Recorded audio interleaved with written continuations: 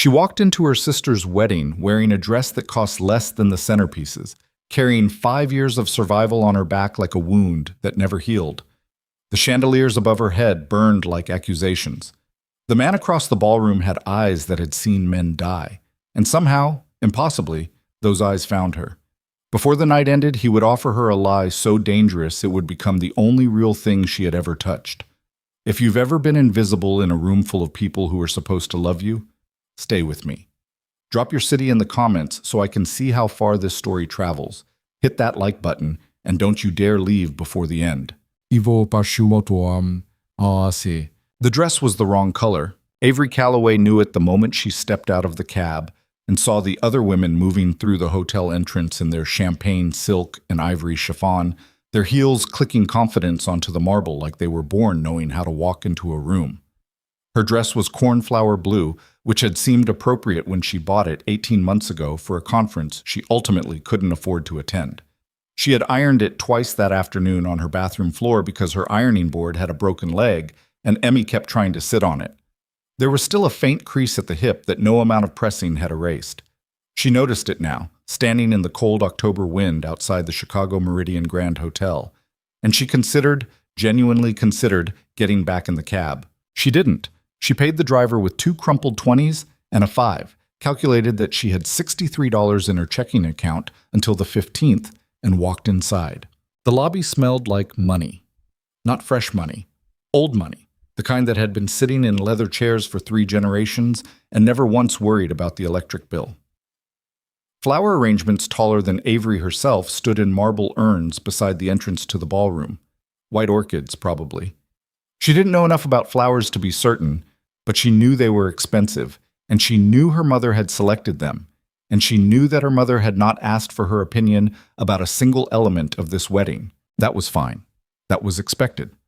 That was the particular shape of her life in this family.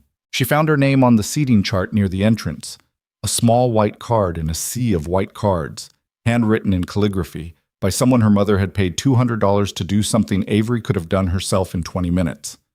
Table 14. She located it without assistance and without making eye contact with anyone, which was a skill she had developed over many years and many similar occasions. Table 14 was near the back, positioned beside a service corridor door that opened and closed every few minutes to let waitstaff through, sending small drafts of cold kitchen air across the tablecloth. She was seated between a great-uncle with a hearing aid that whistled intermittently and an empty chair that had been assigned to a cousin who had apparently decided not to come. She sat down, placed her small clutch on the table, and looked across the ballroom at her family. Her sister Melissa was spectacular. That was the correct word, and Avery was not being unkind when she used it. Melissa at 24 was genuinely spectacular, the kind of woman who existed in the precise intersection of beautiful and magnetic, who had always known how to move through rooms the way their mother wanted, who had made the choices their mother approved of and had been rewarded accordingly. The wedding dress was cathedral length with a 10-foot train and hand-sewn beading along the bodice, and Melissa wore it the way she wore everything, like it had been designed specifically for her body and her life. She was laughing at something her new husband was saying, her hand on his chest, her head tilted back slightly. She looked genuinely happy. Avery was genuinely happy for her. Both things were true simultaneously, even as the empty chair beside her remained empty, and the kitchen door sent another cold draft across her bare shoulders. She ordered a glass of white wine from a passing waiter and drank half of it before the first course arrived. The trouble with family events, the specific and exhausting trouble, was not the event itself, but the performance required to survive it. Avery had been performing for 5 years, performing stability when she was one unexpected car repair from financial collapse, performing confidence when she walked into school pickup and the other mothers looked at her the way people look at something that made a choice they would never make, performing indifference when her own mother suggested, at Emmy's 4th birthday party, that perhaps Avery should consider whether a more suitable arrangement might be possible, which was the careful language her mother used when she meant, "You made a mistake, that mistake has a name and a face, and I am not sure I have forgiven you for it." Emmy's name was Emma Renee Calloway. She was 5 years and 3 months old. She had her mother's coloring, her father's nose, which Avery had spent years trying not to notice, and she currently had a fever of 100.2 that Avery had checked twice before leaving her with Mrs. Okafor downstairs. low grade. Nothing alarming. She had given her children's acetaminophen at 5 o'clock and told Mrs. Okafor to call her cell if it climbed above 101. Her phone was on silent in her clutch. She checked it now. No missed calls. She was putting it back when someone sat down across from her. Not the missing cousin, not anyone she recognized immediately, and she thought she recognized most of the guests on her side of the room.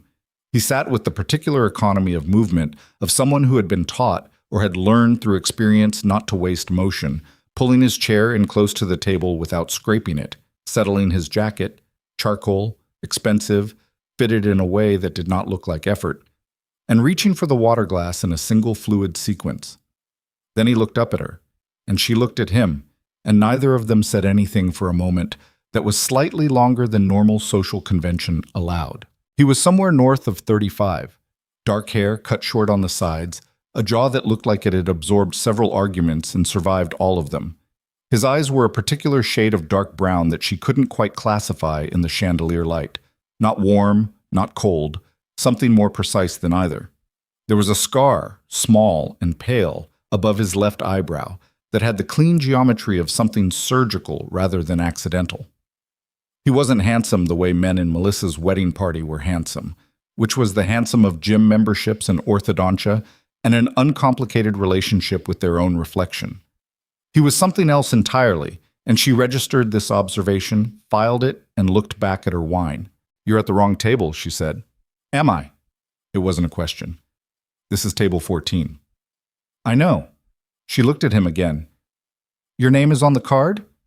He reached into his jacket pocket and produced a small white envelope, which he opened with one hand, extracting a place card identical to hers. He set it on the table facing her. D. Moretti. "You're one of Marcus's guests," she said. Marcus Hale, the groom, worked in real estate development, the kind that required connections Avery didn't have and didn't want to understand too deeply. "I am," the man said. He looked past her briefly toward the head table, then back. "You're the sister." "Avery?" She didn't extend her hand. "The other one." Something shifted in his expression, barely perceptible. "There's a hierarchy. In this family. Always." She drank the rest of her wine. "Melissa is the one up there. I'm the one back here." He looked at her for a moment with an attention that was direct without being aggressive, the way someone looks when they are actually listening rather than waiting for their turn to speak. Then he looked at the table setting and said, "The food here is overpriced." She almost laughed. It came out as a short exhale through her nose, which was not graceful, but was genuine. "Do you know that from experience?" "I own 3 restaurants in this city." He said it without inflection.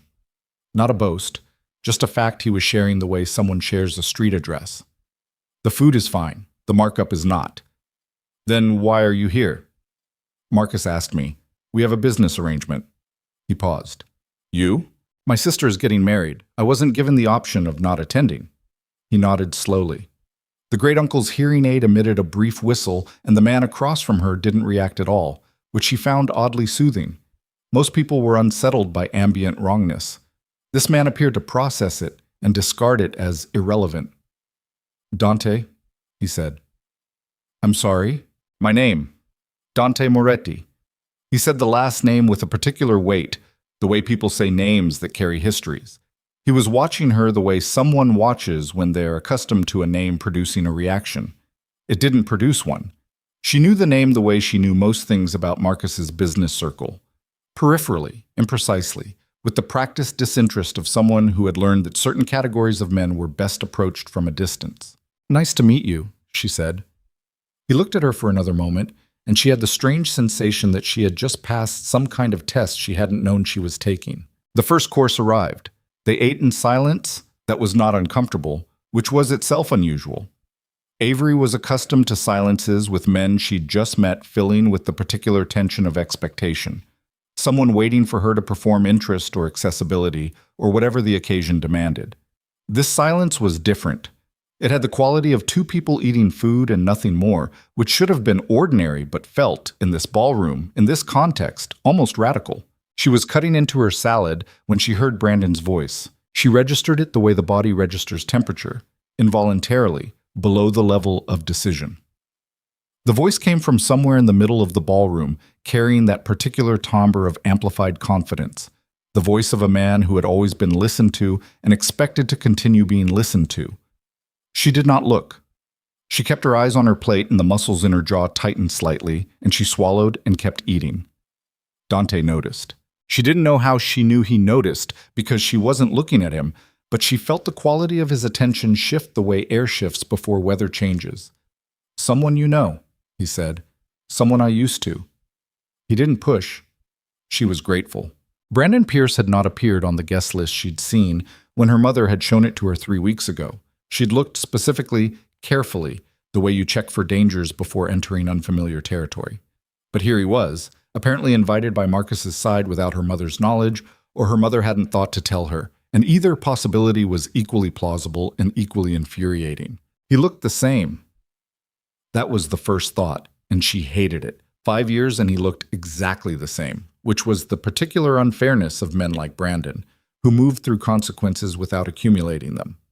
He was laughing with someone near the bar, his jacket off, his sleeves rolled up, the picture of a man who had never once been kept awake at 3 a.m. by the specific fear of inadequacy. She looked back at her wine. "He's coming this way," Dante said. His voice was entirely neutral. An observation without inflection. She felt the information land somewhere below her sternum. She put down her fork. She picked it back up. She thought about the $63 in her checking account and the fact that Emmy's fever was probably nothing and Mrs. Okafor had her number and she had survived every single difficult thing in the last 5 years without assistance from anyone in this room. And none of those thoughts were particularly helpful at this specific moment. "Avery." Brandon's voice arrived before she looked up. He was standing at the edge of her table with a glass of something amber and his particular smile, the one that had once made her believe he was someone worth trusting.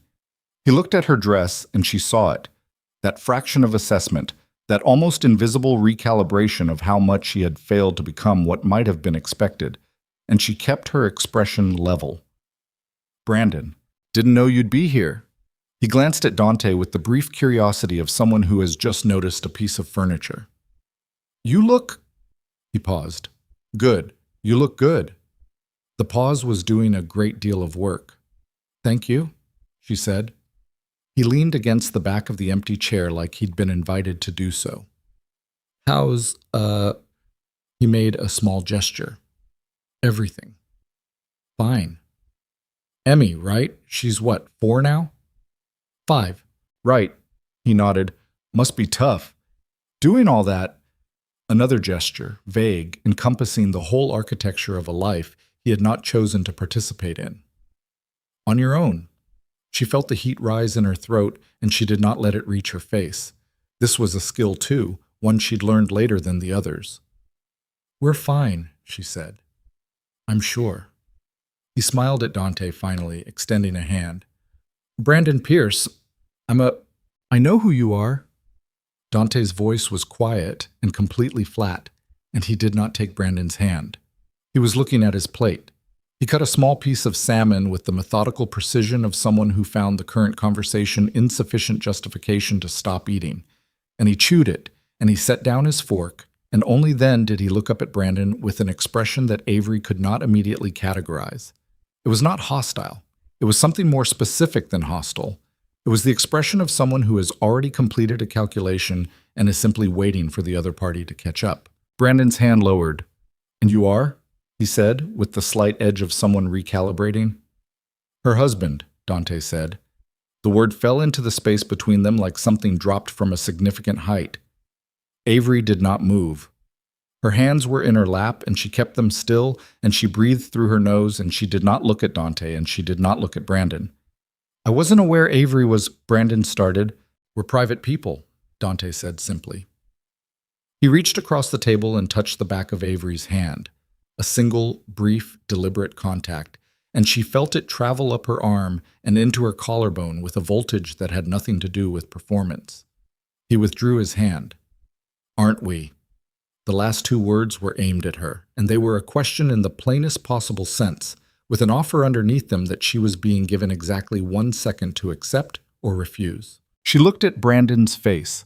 The particular arrangement of surprise and recalculation and something she recognized underneath everything, as the dawning of a humiliation he absolutely deserved, and she made her decision.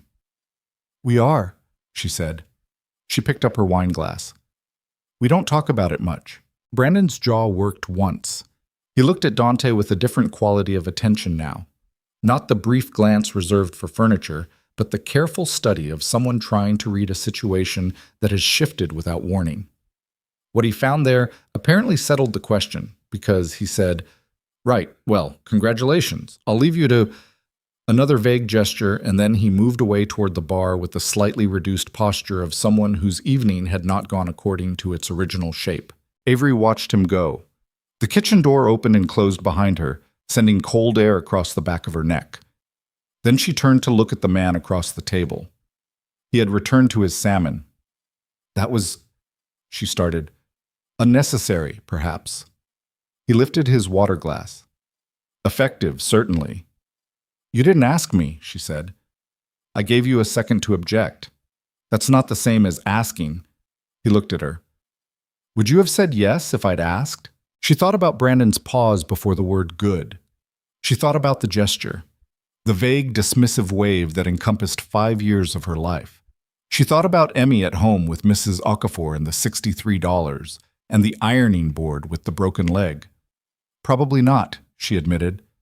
"Then we're both grateful I didn't ask." He set down his glass.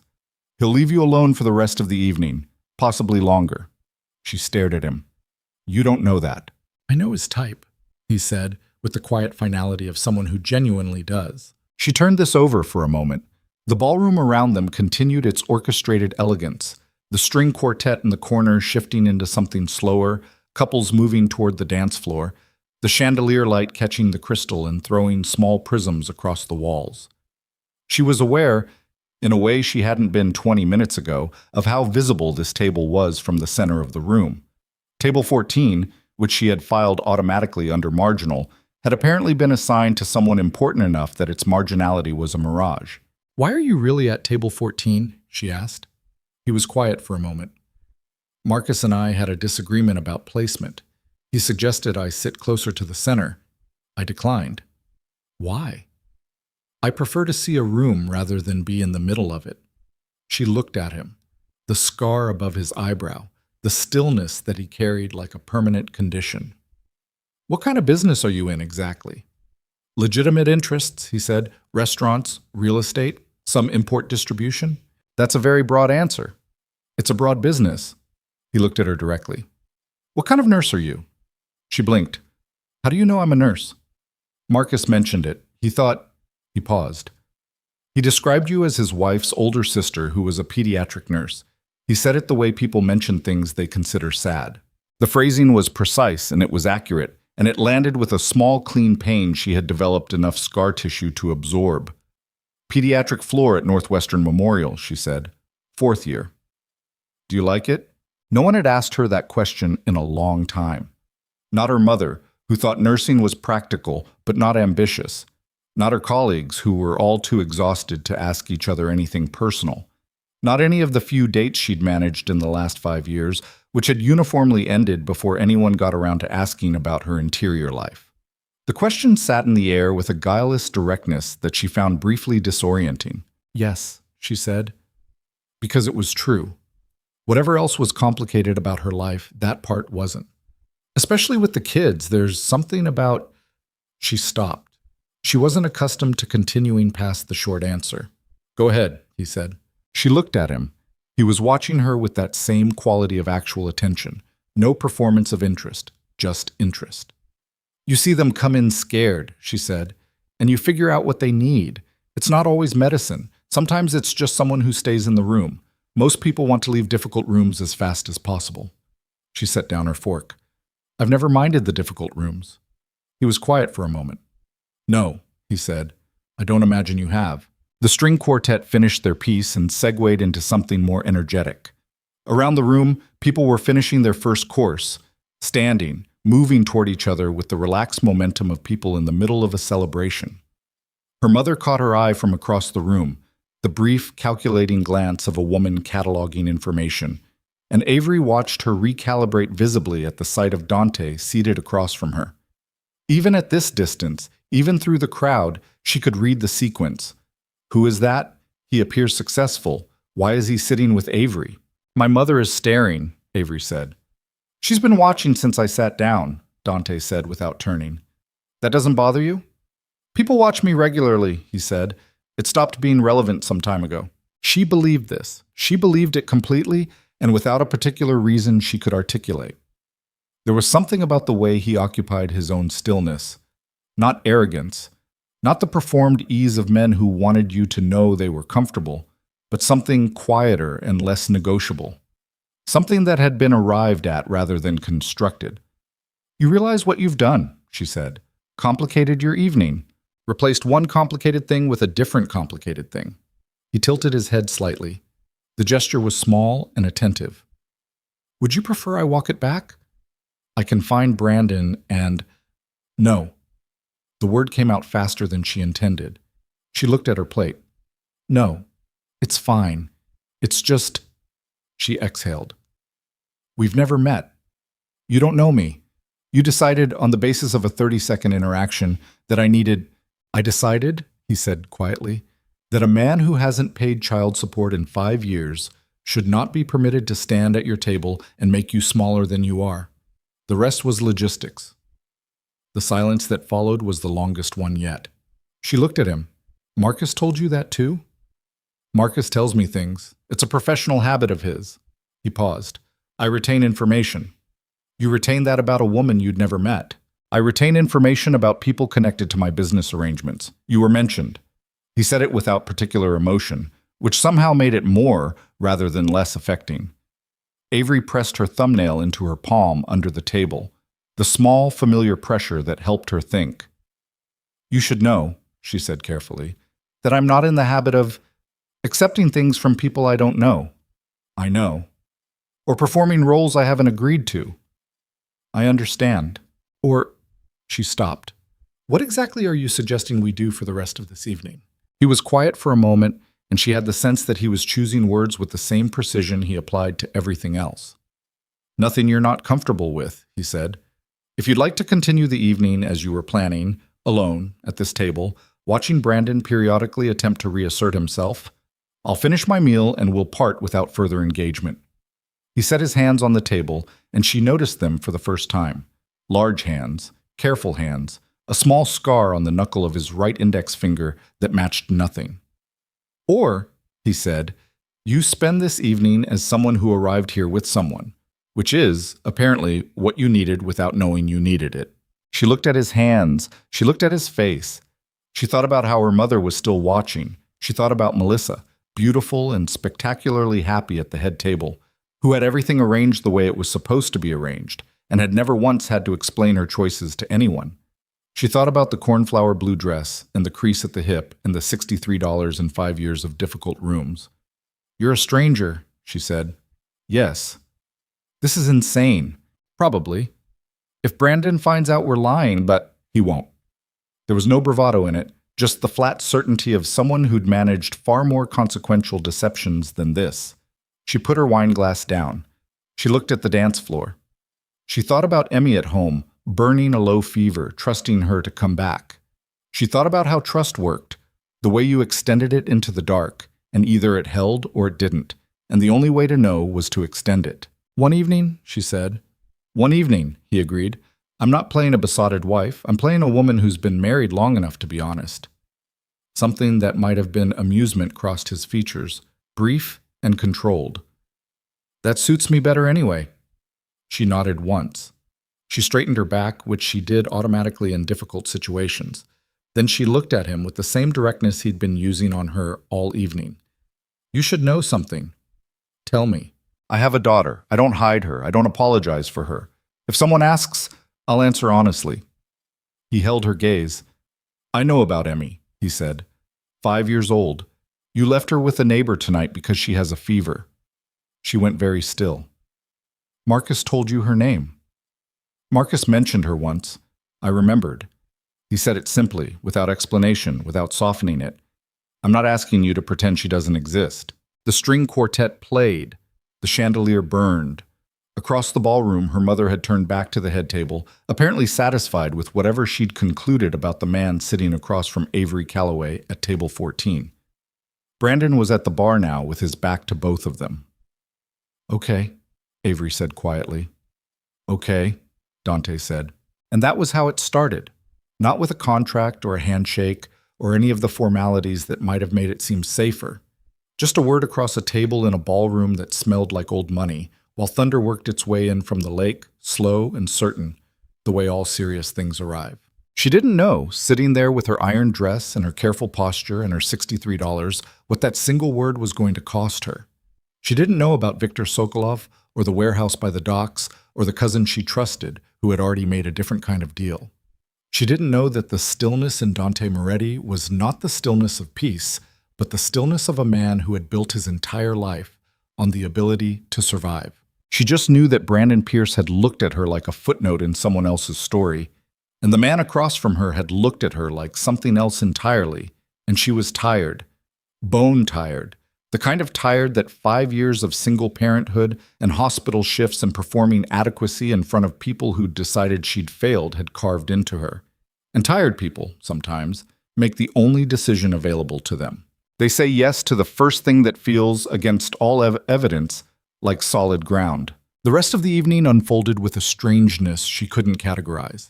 They danced twice, once because her mother appeared at their table with the particular brightness of someone who had decided to investigate, and Avery needed the rescue, and once because the string quartet played something slow, and she was 2 glasses of wine into a life that felt, for approximately 3.5 minutes, like it belonged to someone who didn't worry about the electric bill.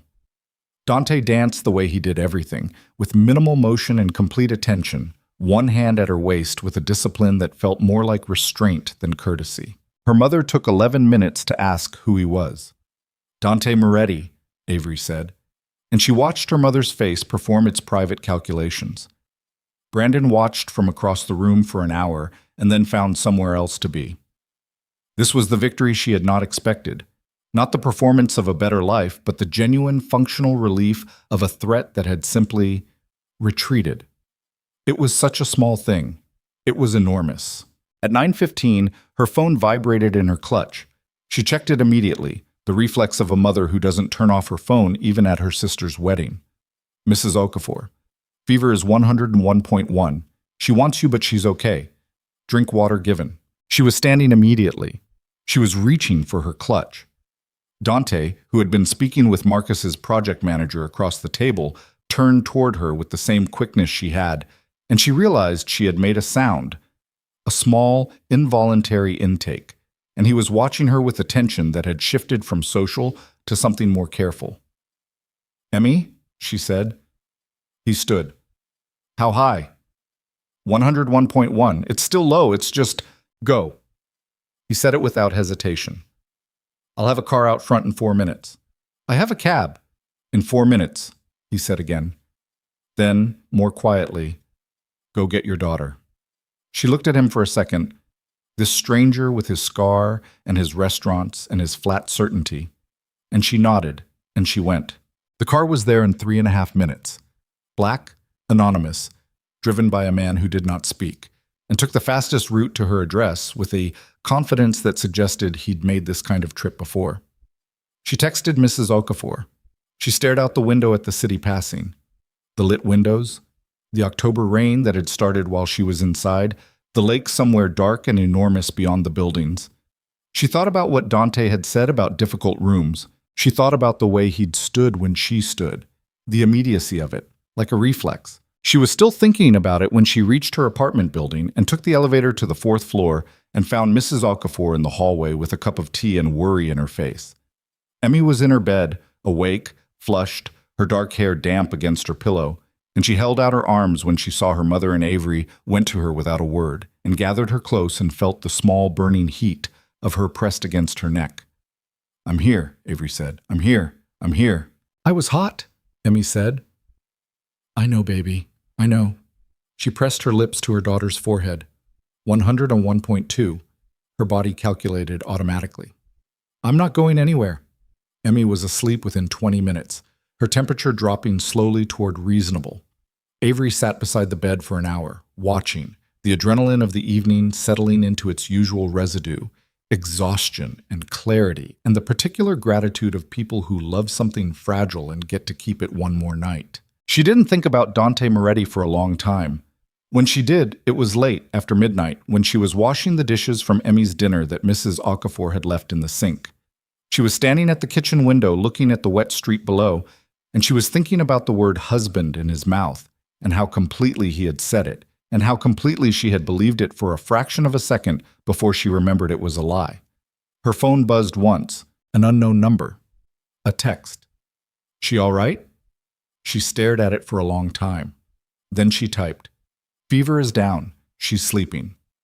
She started to add thank you for the car, and then deleted it, and then added it back and sent it before she could reconsider.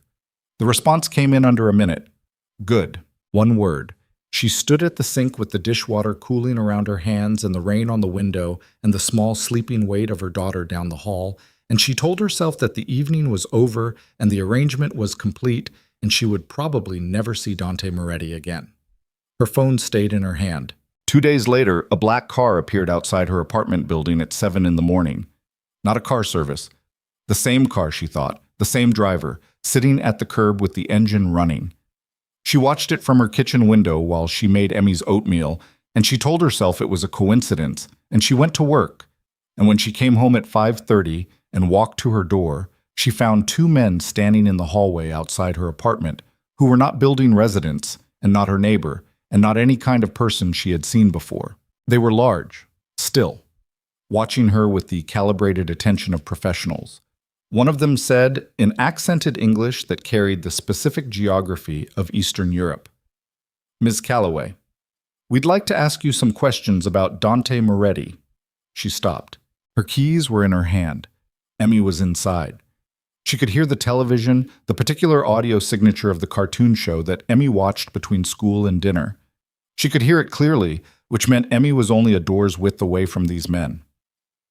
"I don't know what you're talking about," she said. The man looked at her for a long, careful moment. Then he reached into his jacket, and she went cold in her chest, and he produced a card, a plain white card with a phone number, and held it out to her. "When you're ready to talk," he said. "We're patient people." She took the card. She put her key in the lock with steady hands and let herself inside and shut and bolted the door, and then she leaned against it in the dark entryway, listening to her own breathing and the cartoon voices coming from the living room, and she thought, what have I walked into? Her phone was in her hand. The unknown number was still in her messages. She typed, "There are men outside my apartment. They asked about you." She sent it. She looked at the bolt on her door. She looked at it for a long time. Then her phone rang. Not a text, a call from the unknown number. And she answered, and Dante's voice came through. "Don't open your door. I'm sending someone now. Pack a bag for you and Emmy. 3 days of things. I'll explain everything when I can." "You'll explain everything now," she said. A pause. Then, "You're right, I will." Another pause, shorter.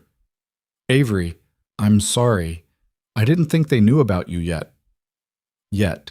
She stood in her dark entryway with her daughter's cartoon voices in the background and the bolt on the door, and the business card of a Russian man in her hand, and she understood, with the precise and terrifying clarity of someone who has stepped into a room without knowing its dimensions, that the single evening she had agreed to, one evening, she had said, one evening, had already become something else entirely. The question was not what she had walked into. She already knew. The question was whether she was going to walk through it. She looked down the hallway at her daughter's door. "How long before someone gets here?" she asked. 12 minutes, Dante said. "Okay." She was already moving toward the bedroom. "You have 12 minutes to start talking." 12 minutes. Avery counted them the way she counted everything that mattered, precisely, without comfort, with the specific arithmetic of someone who had learned that time was not a soft thing. She pulled Emmy's backpack from the closet and packed it on autopilot. 2 changes of clothes, the stuffed rabbit with the torn ear that Emmy called Professor Hops, the children's acetaminophen, the asthma inhaler she hadn't needed in 4 months, but that Avery carried the way she carried everything important, close, prepared, refusing to believe in safety she hadn't personally arranged. Emmy was in the living room. The cartoon was still going. Avery stood in the doorway of her own bedroom and looked at it. The single bed she'd moved from a queen when the queen took up too much space after it became just her. The framed photo of Emmy on the nightstand from her 3rd birthday with cake frosting on her chin. The shelf of nursing textbooks she still referenced even after 4 years because she didn't trust herself to stop learning. And she thought, someone knows where I live. Not an abstraction, not a theoretical risk. 2 actual men had stood in her actual hallway and said her name with the patience of people who intended to come back. She packed her own bag in 4 minutes. Dante was still on the phone. She had put him on speaker, propped against the lamp, while her hands moved through the familiar motions of selecting the things that mattered from the things that didn't. He was talking. She was listening and packing and listening. And what he was telling her was this. His name meant something in Chicago that went beyond restaurants and real estate, had always meant something, would always mean something, and the people standing outside her door were representatives of a man named Viktor Sokolov, who operated out of the North Side with the kind of patience and precision that made him considerably more dangerous than men who operated on anger. "How long have they been watching you?" she asked. "Sokolov's people have been watching my operations for 8 months, Dante said. "This is the first time they've moved on someone connected to me." "I'm not connected to you." She said it evenly. "I sat across a table from you for 4 hours. A pause. "They don't make those distinctions." "Then you should have thought about that before you opened your mouth at my table." Another pause, and this one had a different texture. Not defensiveness, but something that she recognized after a moment as the absence of an argument. He had no counter to that because there was no counter to that. "Yes," he said. "I should have." She zipped her bag. She stood in the middle of her bedroom and breathed. What do these men want? Leverage. They want something to use against me in a negotiation that doesn't technically exist yet. And I'm leverage. You became leverage the moment someone told them you existed. He paused. I need to know who told them. I don't know anything about your business. I know that. Someone else made the connection. His voice had that flat quality again, but underneath it now was something she hadn't heard before. A controlled heat. The kind that didn't produce noise but produced decisions. I have some ideas about who. She picked up the phone, took it off speaker, pressed it to her ear. Dante. Yes, Emmy is 5 years old. I know. Whatever this is, whatever you and Sokolov are or aren't doing, she is 5 years old and she has nothing to do with any of it. I know that too. His voice was steady and it was quiet and she believed it, which disturbed her because she had not asked to believe anything about this man. The car is 4 minutes out. My driver will bring you to me. From there, I'll decide from there, she said, when I get there. He didn't push. She was beginning to understand that he didn't push, which was its own kind of information. She went to get Emmy. Her daughter looked up from the cartoon with the mild interest of a child who has not yet learned to read the specific tension that adults carry in their shoulders. Are we going somewhere? For a few days? Avery kept her voice at the temperature of routine. An adventure. Emmy looked at her backpack. She looked at Professor Hops, who was tucked under her arm. Is it a hotel? Something like that. Does it have a pool? I don't know. Emmy considered this with the gravity of 5-year-old priorities. Okay, she said. They were out the door in 90 seconds. Avery did not look back down the hallway. She didn't want to know if the men were still there or had gone or had never been there in the way that seemed possible at 3 a.m. when fear started to negotiate with reason.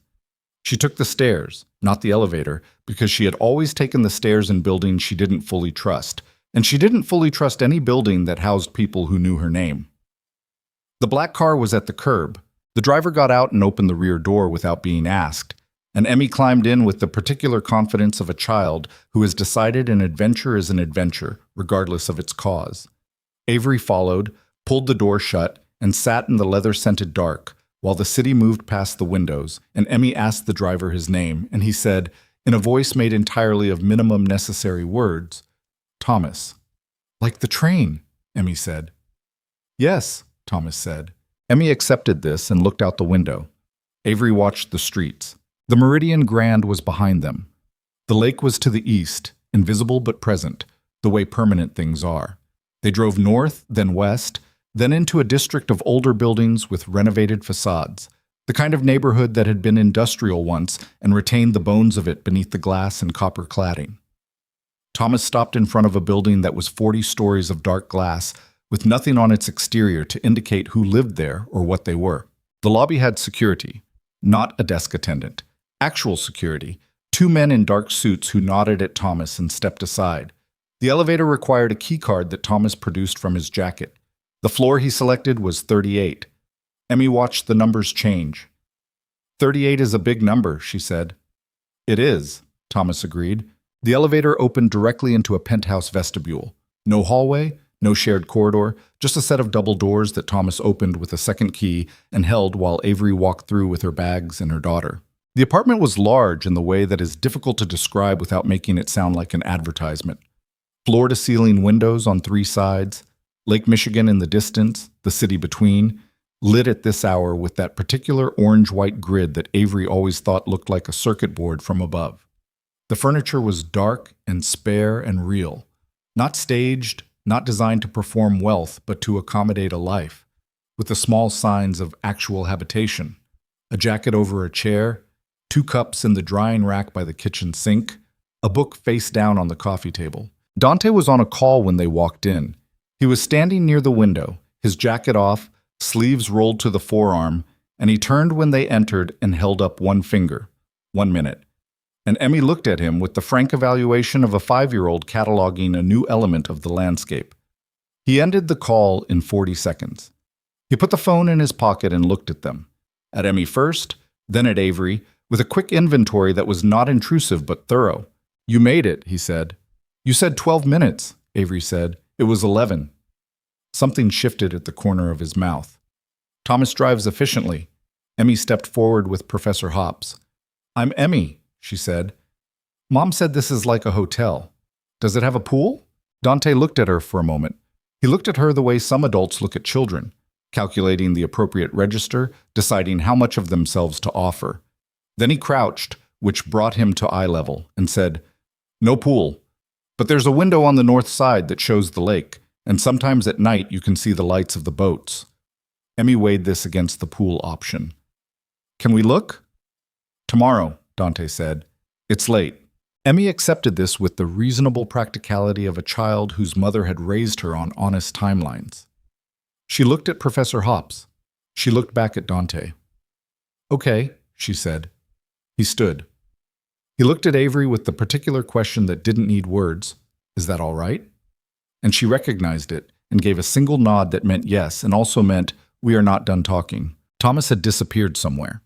The apartment was quiet except for the city sound that filtered through the glass at this height, which was different from city sound at street level, smoothed, abstracted, the noise of a place seen from a distance rather than lived inside.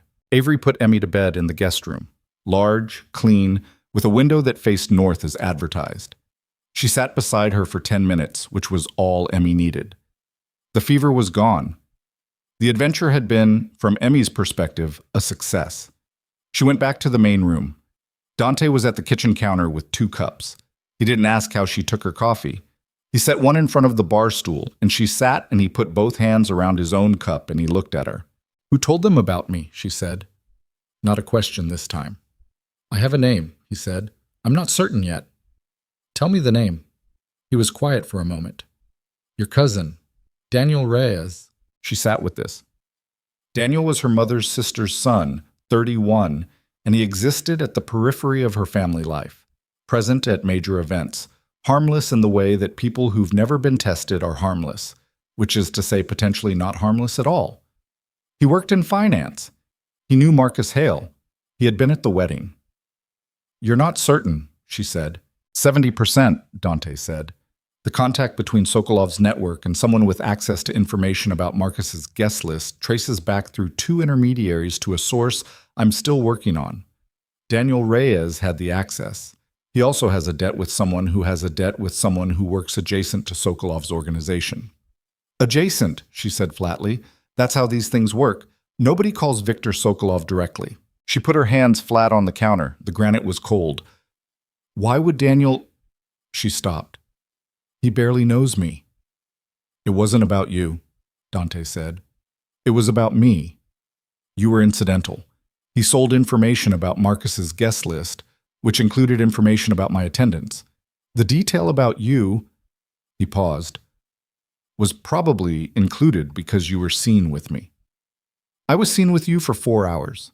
That's enough. He looked at her steadily. Avery, I'm sorry. I want to say that clearly. What happened at that wedding, I made a decision without thinking through its full consequences. That's not something I do often. I should have thought it through. She looked at him. The apology was flat and direct and carried no performance of remorse, just the fact of it, delivered with the same economy he applied to everything. She believed it for the same reason she'd believed the earlier admission, because it didn't ask anything of her in return. What happens now? She said. Now I manage it. He said it the way he said everything consequential, quietly, with the tone of someone to whom I'll manage it was not a bravado statement, but a job description. You and Emmy stay here until the situation with Sokolov is resolved. This building is, he paused, choosing the word, controlled. Thomas and 3 others are on rotation. Nobody comes in or out without my knowledge. I have work. Emmy has school. Both can be arranged. She stared at him. You can't just... Emmy's school can be contacted. I have someone who can explain a family situation requiring temporary absence without raising concerns. Your hospital can receive a medical leave application. I'm not going on medical leave. The edge in her voice was sharp and she didn't pull it back. I have patients. I have kids on my floor who know my face. A 7-year-old who just started a new treatment protocol this week who asks for me specifically when she's scared. I don't disappear from that. Dante looked at her. He was completely still. Then we find a way to get you to work safely, but you don't go alone. I don't need not a shadow, he said. A driver. Someone who takes you and brings you back and sits in the car in the meantime. You won't see them if you don't want to. She breathed through her nose. She thought about the hallway outside her apartment. The 2 men. The patience in the one who had spoken, which had been the most frightening part. Not aggression, but patience. The patience of people who operate on a long timeline. 1 week, she said. Possibly longer. 1 week, and then we reassess. She picked up the coffee cup. And I want to know everything. Not summaries, not selected information. Everything relevant to why my daughter is sleeping in a stranger's apartment at midnight because someone sold my name to a Russian crime boss. Dante looked at her for a long moment. That's a great deal of information. I have good retention. She held his gaze. You said you retain information. So do I. Something shifted in his expression. Not amusement this time. Something more considered. All right, he said. He told her. It took most of an hour. He told her about the Moretti operation, not with pride or with the narrative glamour of a man who wanted her to be impressed, but with the flat precision of a briefing. The territories, the hierarchy, the legal architecture that surrounded the illegal architecture, the history of the arrangement with the Chicago system that had kept things functional for 20 years. And then, 8 months ago, Sokolov's arrival from the East Coast, bringing his operation into territory that had been stable for a generation, looking for leverage points the way new players always look for leverage points. She asked questions. They were specific and they were direct, and she could tell by the quality of his pauses that her questions were not what he was accustomed to receiving in these conversations. He answered each one. By 1 in the morning, she knew more about the structure of Chicago's criminal economy than she had ever expected to know. She also knew that Dante Moretti had not chosen this life in the way that word chosen implied agency from a clean starting point.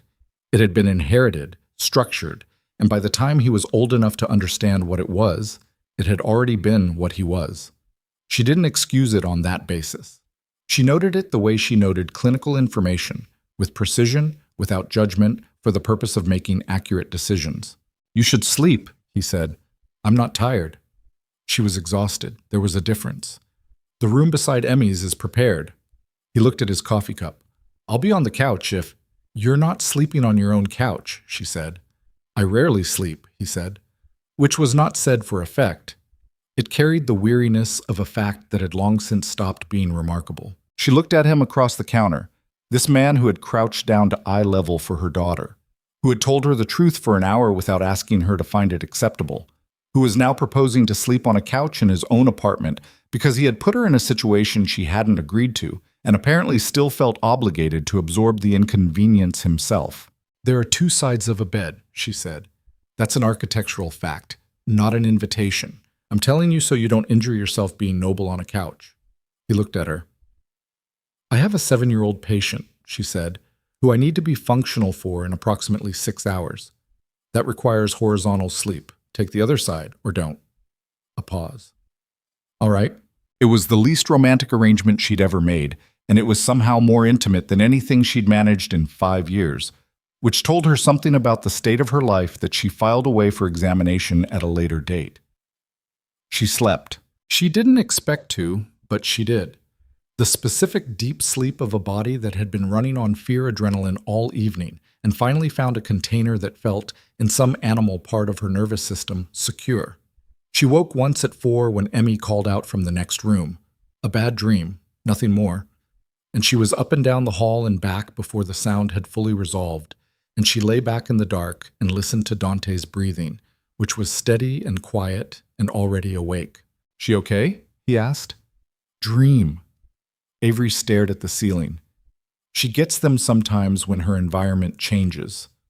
I'll have Thomas move the couch from the study into her room tomorrow if she wants." "She doesn't need—" Avery stopped. She thought about Emmy's voice in the dark, the way she'd reached for Professor Hops before she'd fully found her mother's hand. "Maybe. I'll ask her." Silence. Dante. "Yes." "The men outside my apartment. Will they come back?" "Not tonight." A pause. "Sokolov doesn't move without information. He sent them to establish contact, not to take action. He wants to know what I value before he decides how to use it." "And if he decides what he values is me?" The silence this time was longer. "I won't let that happen." "That's not an answer." "No," he said. "It's a promise, which is a different category of thing in my world." A pause. "Promises I keep." She lay in the dark and listened to the city 38 floors below.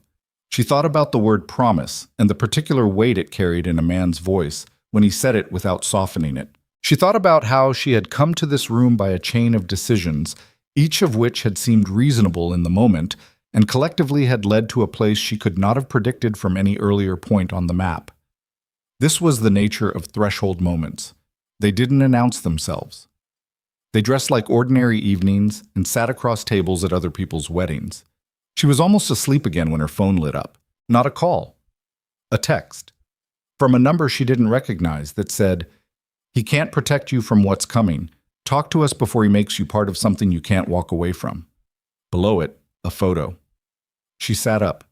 The photo was of her apartment building's entrance, taken that evening.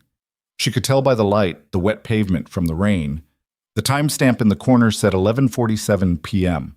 After she'd left, she was already standing, already moving toward the door, when Dante's voice came, quiet and completely awake.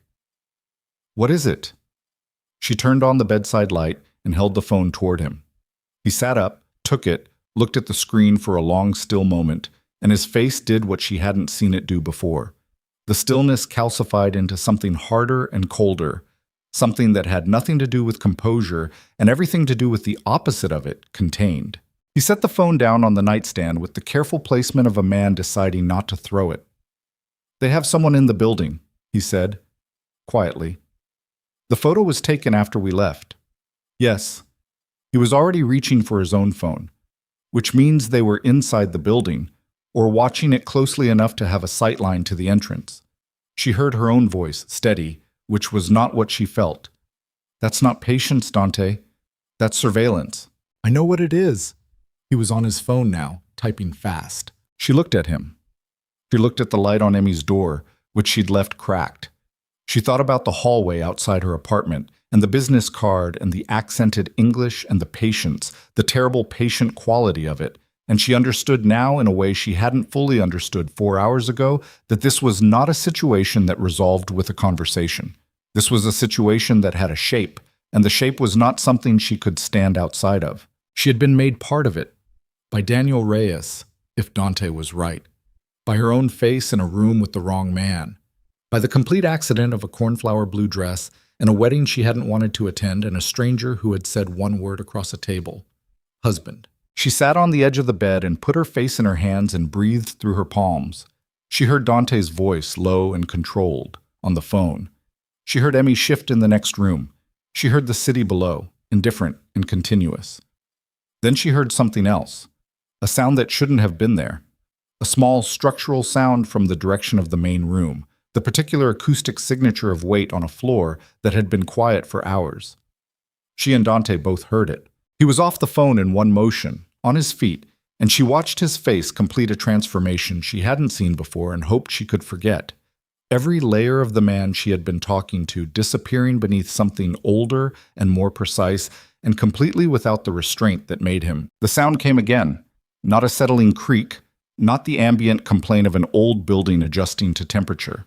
This was deliberate weight, a person's weight, redistributed with the specific carefulness of someone trying not to be heard and not entirely succeeding.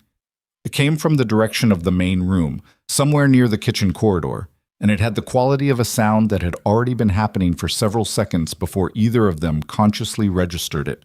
Dante moved without speaking. He crossed to the nightstand drawer in 2 steps. Smooth, unhurried in a way that was more frightening than urgency, and removed a gun that Avery hadn't known was there and would have objected to knowing about 6 hours ago. Now she simply registered it the way she registered clinical information, present, relevant, requiring adaptation. He looked at her. He pointed at the wall beside the bathroom door. She understood, flat against it, out of the sight line from the hallway. She moved. She kept her breathing shallow and even, the way she breathed through difficult procedures, the way her body had learned to be useful in situations that wanted her to be useless. She heard Dante move into the hallway. She heard nothing for approximately 15 seconds that felt much longer. Then she heard his voice, low and controlled, in Italian, 2 words she didn't understand, and then a different voice, also low, responding. Then silence. Then Dante appeared in the doorway with his gun no longer visible, and a look on his face that she hadn't seen yet. Not the cold precision of the previous minutes, something tighter and less resolved. "Thomas," he said. "What?" It was Thomas. He came in to change the security rotation and didn't use the entry signal. He said it flatly. "We have a protocol. He didn't follow it." She let out a breath against the wall. Her heart was doing something loud and irregular in her chest that she would have called tachycardic in a patient, and was calling adrenaline response in herself because the alternative was sitting down, which she wasn't going to do. "That's okay. That's fine." "It's not fine," Dante said. "He knows the protocol. He's used it for 3 years." He looked at her directly. "But you're safe. Both of you are safe." She nodded. She pushed off the wall. Her legs were working. "I'm going to check Emmy." Emmy was asleep, undisturbed. Professor Hops wedged under her chin and one arm hanging off the edge of the mattress with the complete physical abandon of a child who has not yet learned to sleep defensively. Avery stood in the doorway for a moment and looked at her daughter's face, the flush of deep sleep across her cheeks, the small sounds of her breathing, and she thought, this is the only thing that actually matters, and it is currently in an apartment that belongs to a man I met 4 days ago, and the hallway outside my real home has been watched by people who are patient enough to wait. She went back to the main room. Dante was at the kitchen counter on his phone again. Thomas had gone. She sat on the bar stool she'd occupied earlier and put both hands flat on the granite and waited. He finished the call. He looked at her. "I need to tell you something." "You've been telling me things all night," she said. "Keep going." He set the phone down. He looked at it for a second, which was the most uncertain she had ever seen him, and the uncertainty lasted approximately that long, 1 second, before his face settled back into its characteristic density. "The intermediary I mentioned, the one connecting Daniel Reyes to Sokolov's network." He paused. "I've confirmed it in the last hour." "And? It's not 2 intermediaries," he said. "It's 1. And it's not someone adjacent to my operation." He looked at her. "The information about you, your name, your address, Emmy's school, your work schedule, didn't come from Daniel Reyes looking at a wedding guest list. It came from inside my organization. Someone who has been feeding Sokolov information for at least 3 months sold him a full profile on you within 48 hours of the wedding. She sat with this. Someone in your organization? Yes. Someone who would have had to specifically research me, specifically build a profile? Yes. His voice was level, but there was that heat underneath it again, more present now, burning closer to the surface. Which means it wasn't incidental. You weren't a detail that got swept up in a larger information transfer. Someone made you a target deliberately. The granite was cold under her palms. She pressed them down harder. Why would someone inside your organization want to make me a target? He was quiet. Dante, there are people in my organization, he said carefully, who have an interest in my vulnerabilities. Who would benefit from Sokolov having leverage over me? He paused. And who would have noticed, as everyone at that wedding apparently noticed, that I sat with you for 4 hours and left when you left and sent a car to your address? She absorbed this. They think I mean something to you. They're not wrong, he said. Quiet, direct, without the softening of qualification. She held his gaze for a moment, then she looked away. Who is it? I have a name, he said. I've had a name since 2 hours ago. I'm working through what to do with it. What does that mean? It means the name is complicated. She looked at him. Tell me. He picked up the phone. He turned it in his hand once. Then he set it down again and looked at her with the expression of someone delivering information they would have chosen not to have. Marco Reyes, he said, Daniel's older brother. He's been with my organization for 9 years. He runs import logistics for our East Side distribution. She stared at him. Daniel's brother? Yes. So it's family. The word came out with a particular edge. Somebody's family decided to sell mine. Avery? Don't. She stood up from the bar stool. She walked to the window and stood with her back to him and looked at the city. The grit of it, the cold orange light, the lake, a dark nothing at the edge of everything. Her throat was doing something tight and controlled, and she was not going to cry in front of this man, not because she was performing composure, but because she was genuinely angry, which was a cleaner emotion and more useful. My cousin, his brother, a family I've known since I was 12 years old. She put one hand on the glass. It was cold. Daniel brought Marcus and my sister together at a charity event 3 years ago. He was the best man. He gave a speech about loyalty. Dante said nothing. He was at the wedding. She turned around. He hugged me at the wedding. He said I looked good. He said Emmy must be getting so big. Her voice was steady. He had already sold her school schedule. The silence was its own kind of evidence. Where is he now? She said. Secured, Dante said. One word. She understood what it meant and didn't ask for the specifics. And Marco, also secured. He paused. I need to talk to them both. I need to understand the full extent of what Sokolov has and what he intends to do with it. Before I can have any productive conversation with Sokolov about terms, I need to know what his hand looks like. He looked at her directly. I want you to be here when I talk to Daniel. She blinked. You want me to? You know him. You'll see things I won't. He paused. And I think he'll be less prepared for you than for me. She looked at him for a long moment. She thought about Daniel at the wedding, his arm around her shoulders, his mouth saying her name with the ease of someone who had no idea they were standing next to the consequences of what they'd done. Or who did know, and had simply decided she wasn't the kind of weight that should slow a person down. When? She said. Morning, he said. After Emmy is settled. She nodded once. She looked at the window. Outside, the city went on being enormous and indifferent, and she thought about the shape her life had had 6 days ago, predictable, exhausting, hers, and the shape it had now, which was none of those things. And also, in some way she couldn't yet name, more real than anything she'd touched in years. She didn't sleep again. Morning came in gray and late cold, the October light thin and without warmth. Emmy woke at 7 with the restored energy of a child whose fever had broken and whose environment, while unusual, contained a window showing boat lights, and a man who had left a box of colored pencils and a sketch pad on the kitchen table at some point in the night without explanation. She found them before Avery was fully coffeed and settled in immediately, her legs folded under her on the chair, drawing something that involved considerable purple. Dante watched her from across the counter with an expression Avery couldn't categorize and decided not to. "What are you drawing?" he said. "The lake," Emmy said, without looking up. "But there's a sea monster in it. It's friendly. It eats boats, but only empty ones." "Responsible monster," Dante said. "Somebody has to be," Emmy said. Avery looked at her daughter. She looked at Dante. He was looking at Emmy with that same precise attention he gave everything, but there was something different in it. Something that had no strategy in it, no calibration. He was just watching a small person make a purple sea monster eat an empty boat, and his face, for once, was not managing itself. She looked away. At 9:30, Thomas arrived, and Avery took Emmy to the north window with the sketch pad, while Dante disappeared into the study. At 9:45, a second man arrived with Daniel Reyes. She knew it was Daniel before she saw him, from the sound of his voice in the entry corridor. That particular tenor she associated with Christmas dinners and the kind of family noise that's warm on the surface and complicated underneath. She handed Emmy to Thomas's approximate custody.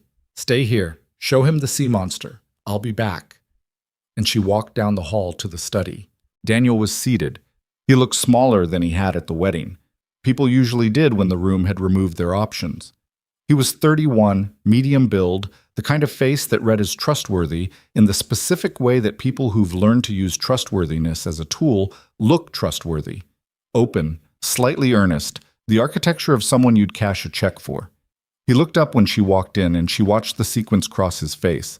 Recognition, then the particular blanch of a man who had decided someone would never be in this particular room. Dante stood near the window. He looked at her once when she entered, then at Daniel, and said nothing. She sat across from Daniel. She looked at him. He opened his mouth. "Don't," she said. He closed it. She looked at his hands on the table, restless, the fingers of his left hand pressing into the right knuckle in a small, repetitive motion. She recognized it from hospital assessments. Anxiety localized in the extremities, the body doing the work the face was trying not to do. "Emmy's school," she said. "Walk me through it." "Avery, I'm not asking if you did it. I'm asking how." Her voice was the voice she used with colleagues who'd made an error she needed to understand before she could fix it. Not punitive, not emotional, just precise. "Did you look it up, or did someone give it to you to pass on?" He looked at Dante. Dante didn't move. "I passed on the guest list," Daniel said. His voice was trying to find an even surface and not quite reaching it. "That's it. I gave Marco the guest list. I didn't specifically give them anything about Emmy. The guest list had a +1 notation for me with Emmy's name listed as my dependent," Avery said. "I saw the seating chart. My mother's coordinator put every guest's family information on the internal document. So when you gave Marco the guest list, you gave him her name." She looked at him. "And then somebody else looked her up and found her school and her doctor's office and my work schedule." She paused. "Because you made it easy."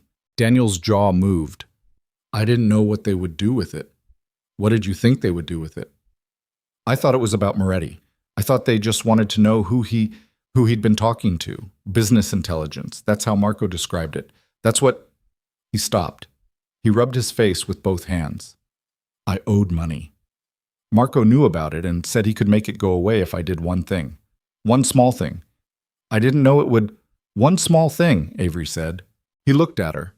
His eyes were doing the work his hands were doing, the involuntary work of a person who is finding out in real time what kind of person they are. "She's 5 years old," Avery said, quietly, without heat. The quiet was worse than heat would have been. "She had a fever. I came home from the wedding early because she had a fever, and you had already sold her to people who were standing in my hallway." She looked at him for a long moment. "How much?" He didn't answer. "How much was it worth?" $14,000, he said, almost inaudible. "I had a debt of—" "I don't need the number of the debt." She stood up. She had gotten what she came for. Not information exactly, but the confirmation of something she needed to be certain of before she could process it and move past it.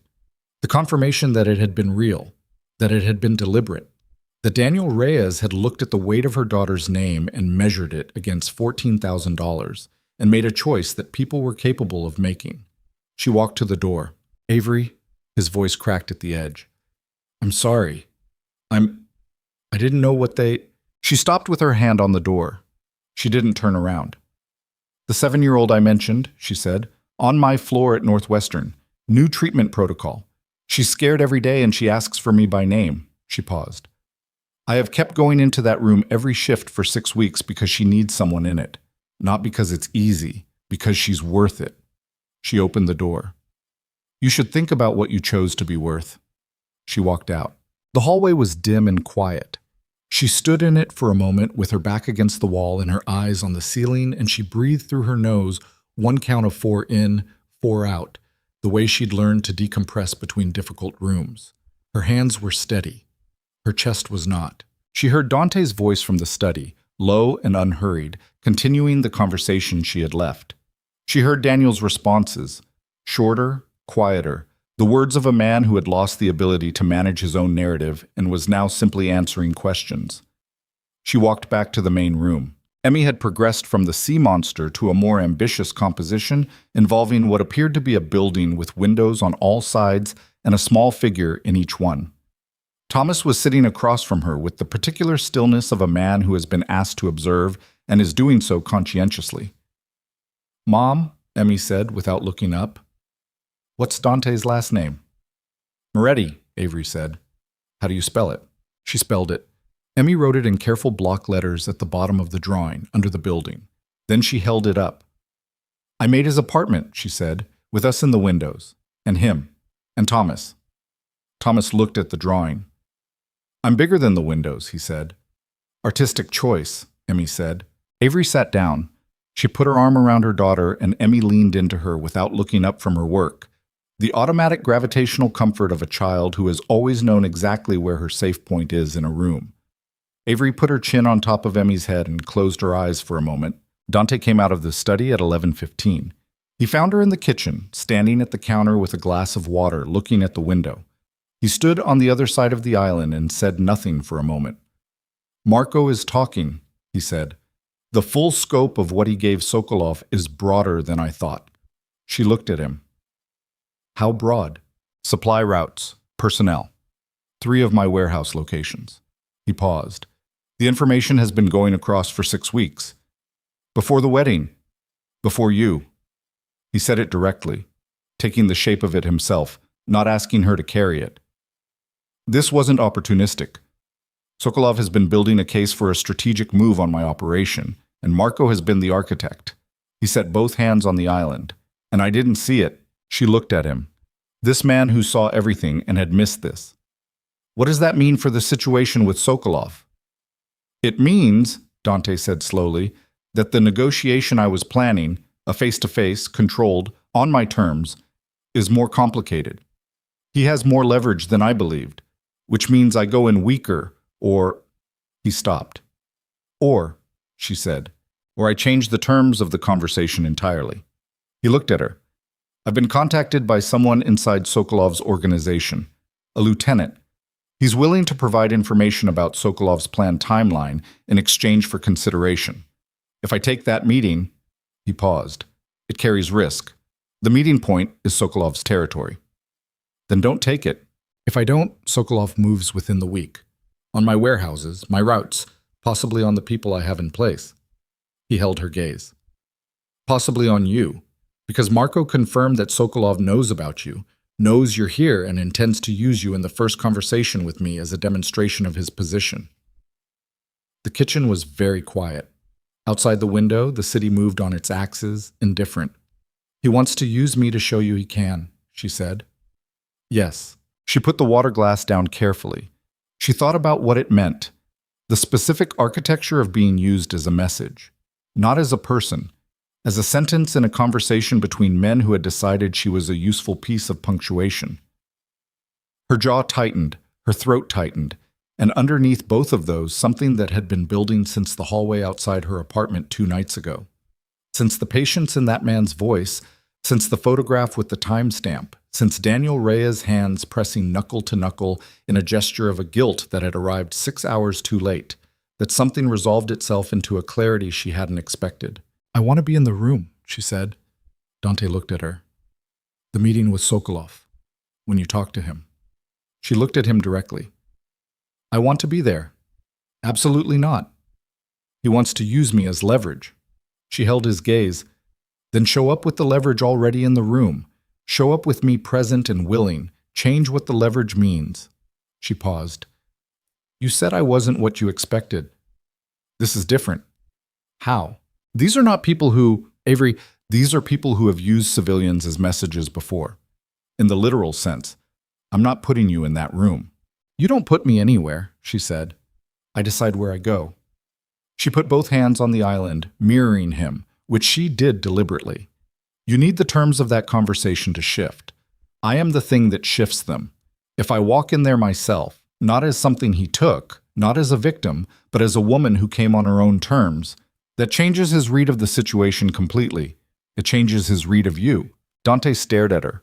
The look on his face was something she hadn't seen. Not calculation, not the controlled assessment of a man weighing options. It was the particular look of someone encountering something they have no existing category for. You've never been in a room like that, he said. I've been in rooms where children were dying and their parents needed someone to be calm, she said. I've been in rooms with people at their absolute worst and their absolute most afraid, and I stayed in them. I don't need it to be comfortable. I need it to be useful. She paused. Is it useful? He looked at her for a long moment. His jaw worked once. Yes, he said very quietly. It would be. Then we plan it. She straightened up. Together.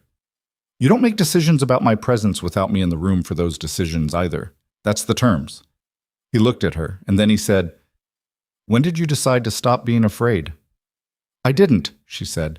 I decided to be afraid and useful at the same time. There's a difference. He was quiet for a moment. Then, all right? She nodded. She started to turn, then stopped. Dante. Yes. Thomas. She looked at him. The protocol he didn't follow last night. Was it the first time? He was very still. Why? Because you said he's been with you 3 years and has always followed protocol. And last night he didn't. And the sound he made, I heard it twice before you did. It wasn't someone being careless. She looked at him. It was someone who knew where the floor creaked and moved across it anyway, like he wanted to be heard just enough. She let that sit, which is either incompetence or a test, and I don't think it was incompetence. The silence in the kitchen was the loudest thing she'd heard since the phone had lit up with Sokolov's message. Dante's face was doing the thing again. The calcification, the cold, precise stillness beneath which something was burning without oxygen or sound. He picked up his phone from the counter. He looked at it. He set it back down. Thomas has been with me 6 years, he said. I know, she said. I'm sorry. He looked at the phone for another moment. Then he looked up, and she saw it. Not the manager of information, not the controlled man who operated on flat certainty, but a man who had just processed the possibility that the person who had stood outside her bedroom door last night, who had driven them both to safety, who had said a child's name with the right weight, that this person had chosen a different direction, and he had not seen it coming. I need you to take Emmy to the second bedroom, he said quietly. Lock the interior bolt. Don't open it until I come to the door and use these words. He said 2 words in Italian. Can you remember those? Yes, she said. Go now, he said, quickly. She went. She gathered Emmy with the practiced efficiency of a mother who has learned to move a child from point A to point B without triggering alarm. New game, second bedroom, bring the pencils. And she bolted the door and sat on the floor with her back against it, and Emmy on her lap, purple pencil in hand, the sketch pad open to a new page. What are we drawing? Avery said, her voice completely steady. I don't know yet, Emmy said. Sometimes you have to start and then see what it is. Avery put her arm around her daughter and looked at the blank page and thought, yes. Sometimes that's exactly how it works.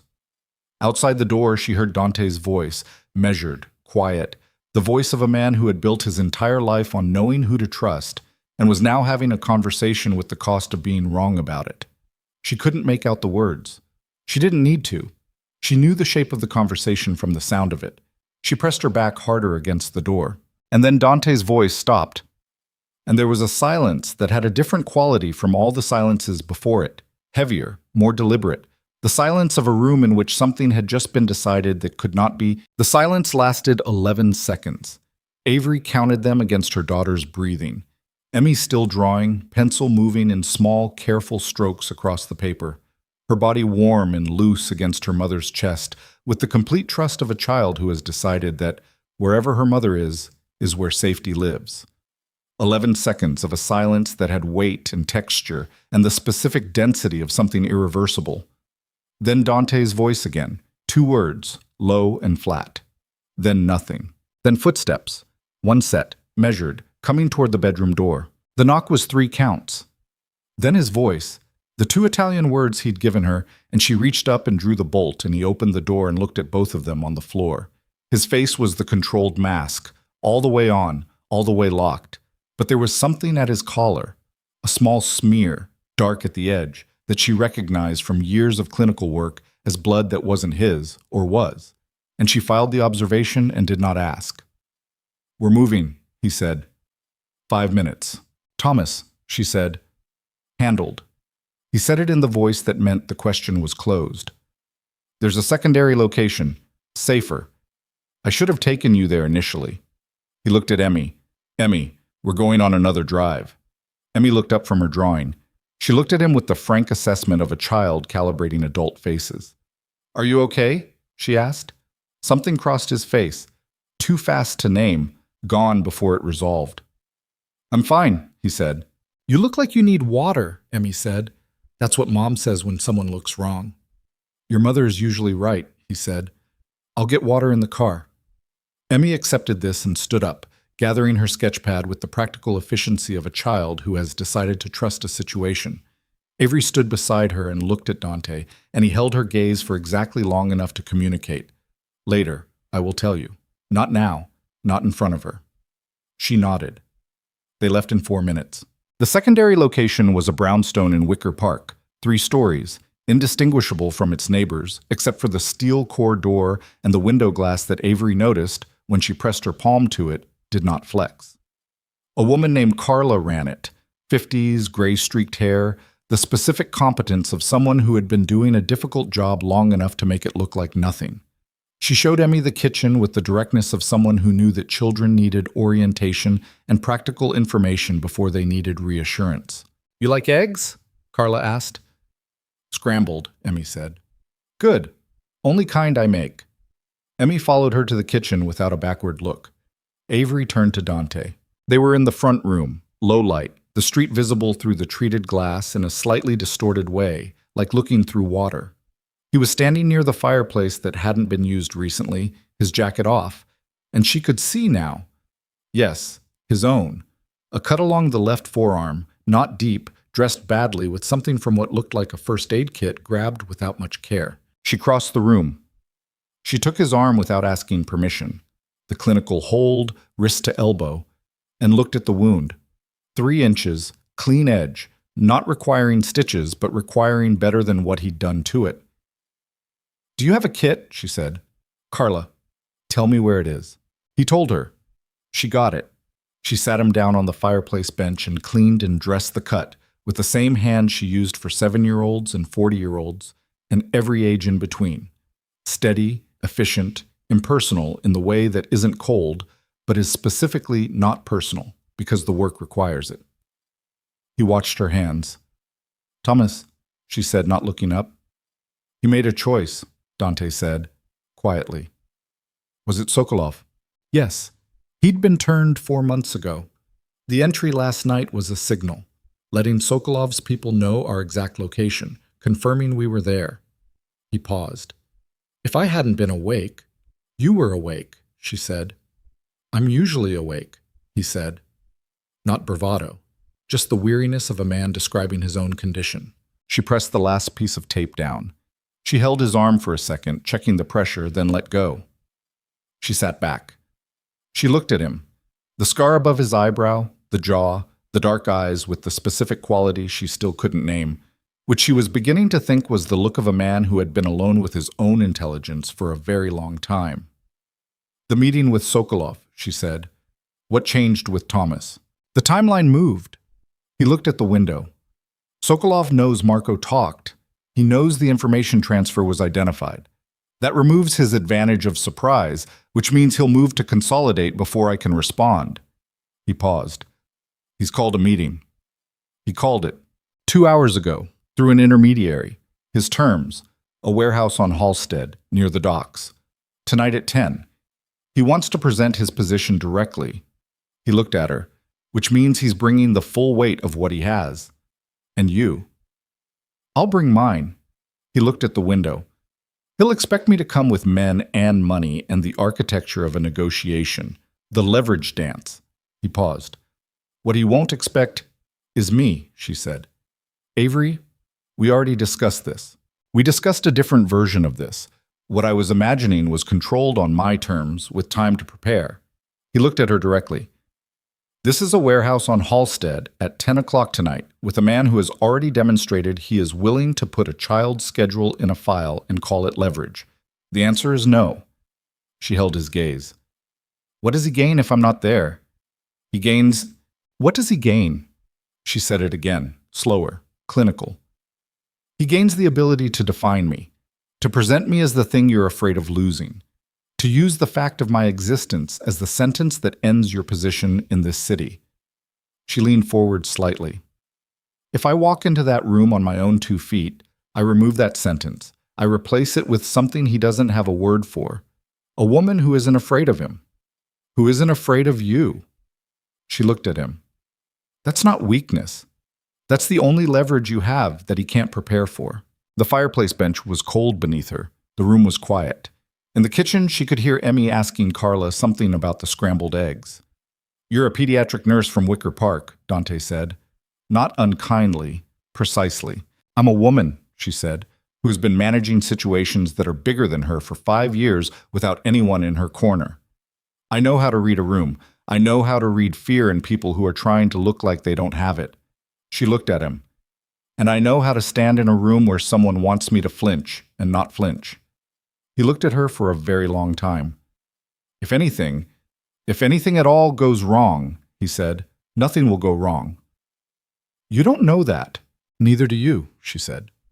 That's the condition of every room we've ever been in. You work with what you have and you stay on your feet. The silence between them was the cleanest silence they'd had. Not tense, not weighted, just the space between 2 people who have arrived at the same understanding from different directions and are taking a moment to register it before moving forward. All right, he said. The hours between then and 10 o'clock were the particular hours of people who are preparing for something they cannot fully prepare for. Dante spent them on the phone, in the study, building the architecture of a position from the rubble of what Marco had given away. Avery spent them with Emmy. Scrambled eggs, the sketchpad, 3 games of a card game Emmy invented on the spot, with rules that shifted to Emmy's advantage, and which Avery lost deliberately 4 times and genuinely once. At 7, she put Emmy to bed in the back room with Carla nearby and Professor Hops positioned with his torn ear facing the door because Emmy believed he was better protection that way. She sat beside her daughter's bed until her breathing evened out. She thought, I'm going to come back to this room. She thought it with the same deliberate certainty she gave to clinical decisions. Not a wish, a commitment, because wishes were soft, and she had learned that soft things did not survive contact with the specific hardness of the world. She was coming back. That was a fact she was making from the raw material of her own will, and she had made harder things. She stood up. She put her hand briefly on Emmy's head. Then she walked out. Dante was waiting in the front room in his jacket, which was dark and different from the one he'd worn at the wedding. Less event, more function. He looked at her when she came in, taking in the change she'd made. Her hair down from the ponytail she'd worn all day, her posture differently organized, the set of her jaw that she knew from mirrors and difficult moments communicated something specific. Ready? She said. They drove in silence, Dante and Avery in the back, a man named Gio up front who drove the way Thomas had driven. Fast, clean, without unnecessary word.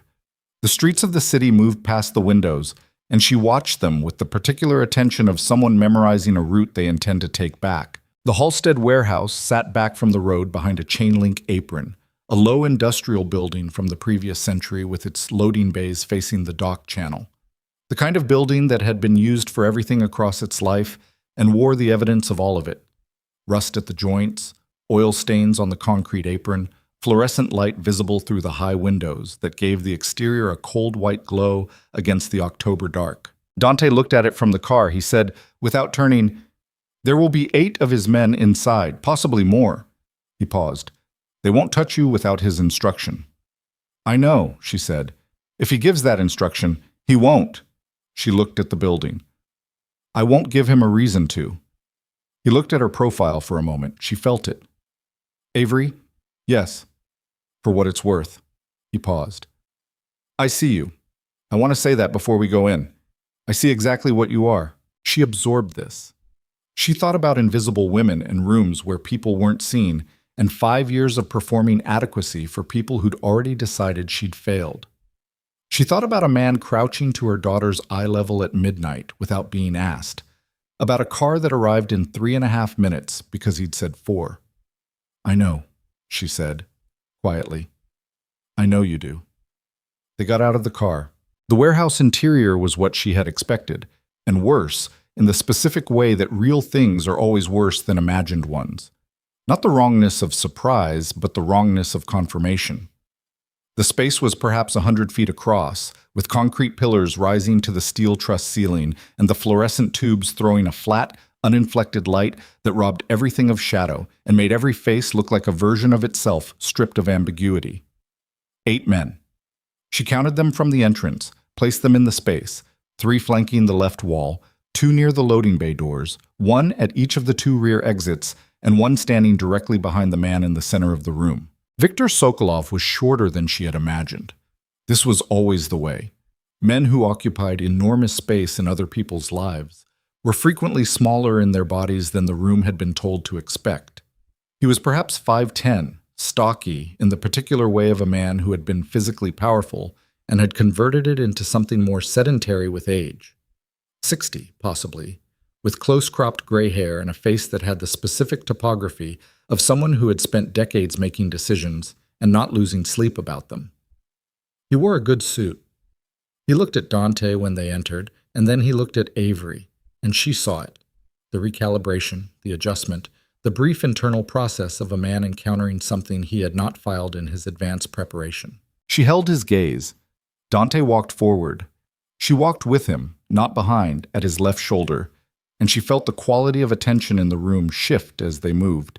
The 8 men recalculating the geometry of a situation that had acquired a variable they hadn't been briefed on. "Moretti," Sokolov said.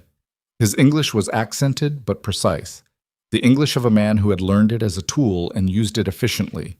He looked at Avery with a second study. "I expected you alone."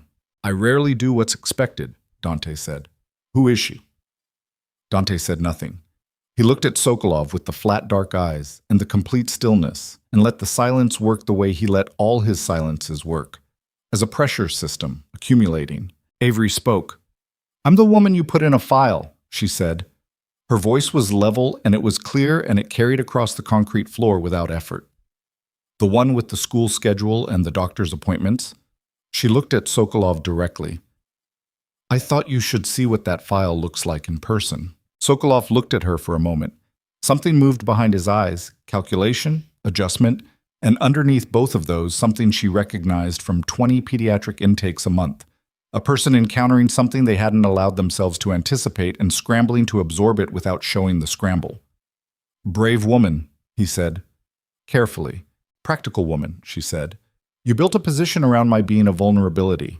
I'm standing in front of you. That changes the position." A beat. One of the men near the wall shifted his weight. She heard it. The subtle redistribution, the tell of people in rooms where the expected narrative has deviated. "You're a nurse," Sokolov said. He said it the way people say occupations when they mean you're nothing, with the inflection that assigns categories and their relative worth. "Yes," she said. "I work with children who are afraid and in pain, and I stay in the room with them when everyone else needs to leave. That's what I do." She held his gaze. "I'm good at difficult rooms." Sokolov looked at her for a long moment. Then he looked at Dante. Something passed between them. The compressed, rapid language of men who negotiate in the currency of information and force. And she felt the fulcrum of the moment, The way a room can hinge on a single sentence if the sentence lands in the right place at the right weight. "You've lost your inside man," Dante said. His voice was calm, conversational. "Marco has given you 6 weeks of information, which I've now audited. I know what you know. I know what you think you can move against." He paused. "You can't." Sokolov said nothing. "The warehouses you have coordinates for are empty, have been since 48 hours ago." He let that settle. "The routes you have are rerouted. The personnel you have names for have been redistributed." A pause. "You called this meeting to present a position. The position you prepared no longer exists." The warehouse was very still. The fluorescent lights hummed their flat note. Somewhere outside, the dock water made small sounds against the pilings. Sokolov looked at Avery again, and she saw it. The thing she'd come here for, the thing she'd told Dante would be worth more than any piece of strategic information. Uncertainty. The specific uncertainty of a man who had constructed a situation with a specific shape and was now inside a different shape and needed a moment to find his edges again. She pressed it. "I want to ask you something," she said. Sokolov's eyes moved to her. "The file you have on me," she said. "Emmy's school is St. Catherine's on Dearborn. Wednesday afternoons she has art. Thursday mornings is music." She looked at him without blinking. "You have that. You paid for it." She paused. "She's 5 years old. She draws sea monsters that eat empty boats. She names stuffed rabbits Professor Hops." She let a breath go. "What exactly did you think you were going to do with that?" The silence was complete. One of the men near the wall had gone completely still. She registered it peripherally. Not a professional stillness, but a personal one. The stillness of a person in the process of a private reaction. Sokolov looked at her for a long time. His face was working through something she couldn't fully read. He said, finally, in a voice that had lost its previous architecture, "You have nerve." "I have a daughter," she said. "It's the same thing." And then the man near the wall moved. Not toward her. Away. One step. A physical expression of something that had no tactical component. He was maybe 45, heavy-set, and his face had rearranged itself around something private and unmanaged. He put his hand on the wall. He looked at the floor. Sokolov glanced at him. Back at Avery. The calculation continued behind his eyes, but it was calculating different variables now. She could see it, the way she saw anxiety localized in extremities, the body doing what the face was trying not to. "Your operation is compromised from the inside," Dante said, bringing the conversation back to its practical spine. "You overextended into territory you don't understand, using tools that turned out to be weaker than you assessed. The strategic play, the rational play, is to reset to the existing boundary and allow both operations to continue functioning." He paused. "Or we spend the next 18 months creating damage on both sides that neither of us recovers from in the way we'd prefer." Sokolov looked at Dante. He looked at Avery. He looked at the man standing against the wall with his hand on the concrete and his eyes on the floor. "I need a moment," Sokolov said. "Take it," Dante said. Sokolov turned and walked toward the rear of the warehouse with 2 of his men. Their footsteps echoed off the concrete in the particular way of large, empty spaces. Every sound doubled, given more weight than it carried naturally. The remaining men stood at their posts. Nobody moved. Dante stepped slightly closer to Avery. Not touching, just proximate. The way people stand when they are confirming for themselves and for anyone watching that they are a unit. She breathed through her nose. In through 4 counts, out through 4. Her heart was doing something loud and persistent behind her sternum that she had not allowed herself to register during the conversation and was registering now with the particular intensity of deferred adrenaline. Her hands were cold. She pressed them against her thighs and held them still. "You were right," Dante said, under his breath. For her only. She didn't answer. She kept her eyes on the rear of the warehouse where Sokolov stood with his back to them, his hand raised to one of his men, a rapid, low conversation happening in Russian that carried the sound but not the content across the space. The man at the wall was looking at her now. She met his gaze. His face was open in the way faces are when they've stopped managing themselves. Raw, specific, carrying something recent and unresolved. She gave him a single small nod.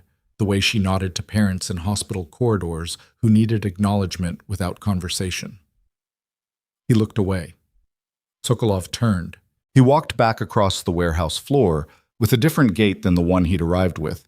Not slower, but differently weighted, as if he had put something down that had been in his hands for a long time and was still adjusting to the absence of it. He stopped 12 feet from Dante.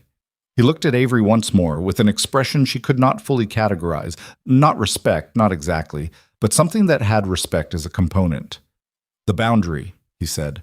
"Unchanged from the arrangement that existed before you moved into the north side," Dante said. "My people who are currently released," Dante said, "when the boundary is agreed." Sokolov was quiet. He looked at the concrete floor. He made the calculation that large men who are used to winning make when they encounter the specific mathematics of a situation they did not construct, the calculation between what was wanted and what is available and what it will cost to refuse the available. "Agreed," he said. The word fell into the warehouse with the weight of its own finality. Dante nodded once. "We'll document it through the usual channels, 48 hours. 48 hours, Sokolov said. He looked at Avery one final time. "Your daughter," he said. "The file."